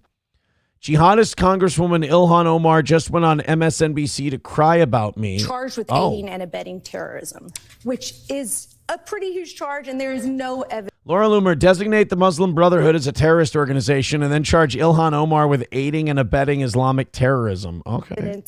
Connecting you to any terrorism. So my question to you is, in light of the spike in political violence and in light of all of these calls for civility, do you consider that rhetoric to be incendiary and to up the threat level to you? And at what point... Wasn't she just shit-talking Charlie Kirk? So I really don't want to hear this chick come out and condemn someone for talking shit, because she's one of the biggest shit talkers out there. Does it cross the line from free speech, people can say anything, to harassment? I mean, I think when you have sitting members of Congress, calling me enemy of the state, when you constantly have people saying I'm a domestic terrorist or I'm a terrorist, it is scary because we know that they have a base that is reacting to it, and you can... Oh, yeah. Of all the people, of all the sides in this country that are reacting to incendiary speech and doing things, it's definitely been the Republicans the last few years. Oh, yeah, for sure. How long are you really going to coast on that January 6th horse shit? Tell that by the voicemails that we're getting. You can tell that by the number of people that have been incarcerated over the years for threatening to kill me, some that have had many weapons in their disposal. And so this is a constant Is she threat really that we trying live to... under because... these people are not saying, they don't agree with our rhetoric or, what we say is stupid or whatever, which they also do. But they're literally saying we are a threat to the fabric of this nation. You know how you guys said cry bully before? That is what a cry bully is. That's what cry bully looks like. Because this chick has been saying incendiary, venomous shit about Republicans forever and ever. And now she's going, poor me, these people that say bad stuff about me, they're crazies and they've been arrested and some of them have had guns in their home. Like, are you really trying to make this like these guys, because they had guns in their house and didn't like me, they were going to shoot me? Really? And this is all while she's like, oh yeah, fuck Charlie Kirk. He was a homophobe. He was this, he was that. God, she's shameless. She really is shameless. I mean, I really don't mind that she talks a whole bunch of shit. In fact, I'm entertained by it. But the fact that she talks a whole bunch of shit and then wants people to feel bad for her, and then less than 2 weeks after a guy was killed by a crazy lefty who got radicalized online and hated Charlie Kirk, the fact that she's going to less than 2 weeks later try to spin it into I'm the victim here, that's wild. That's wild. Aboliticious with a gifted membership. Thank you so much, buddy. 77 gifted memberships away from 600. God damn, man. I don't know. I think we might make that 600. I really do. I think we might make it. Not tonight, but I think we might make it this week. Roots Calhoun says, Aaron looks like a failed swashbuckler. Hobo Chili Recipe says, Ilhan Omar looks like a dancing boy in Afghanistan. Oh, shit. Roots Calhoun says, I really like her hijab. Sexy. Dude, I have gotten shit before for saying that Ilhan, I want to see her with the hijab off because I think she'd probably be kind of hot. And I have taken a lot of slings and arrows for that one. I do think that Ilhan Omar minus the hijab could be kind of cute. That's not any kind of statement on her politics or anything like that. I just think she might be. Root says she's fucking hot. Yeah, I know AOC's hot. I think Ilhan Omar could be cute. Is that about it for Democrats? The black chick isn't too bad. Jasmine Crockett, she's not bad either. She's got like that Candace Owens thing going on when she straightens her hair. God, I'm fucking racist. Sam Show says she's bald, Aaron. Is she? Onawall says he looks like Aaron looks like one of those lion tamer dudes. It's called a matador, but people have corrected today and they've said fagador. Hobo, I might have to. Okay, you guys have to understand. I might be a minute early, but I might have to end the show on this one. This might be the perfect line to end the show on, guys. I want to thank you very much for tuning in tonight. We did a 3-hour evening show because not only did you throw in an ungodly amount of money to knock out the goal in like the first hour, but you knocked out what the morning show missed by today, and you kept the week perfect. I'm going to end the show on this line. I'm not even going to say anything after it. Ladies and gentlemen, Hobo Chili Recipe says, Aaron, you look like an Israeli pornographer.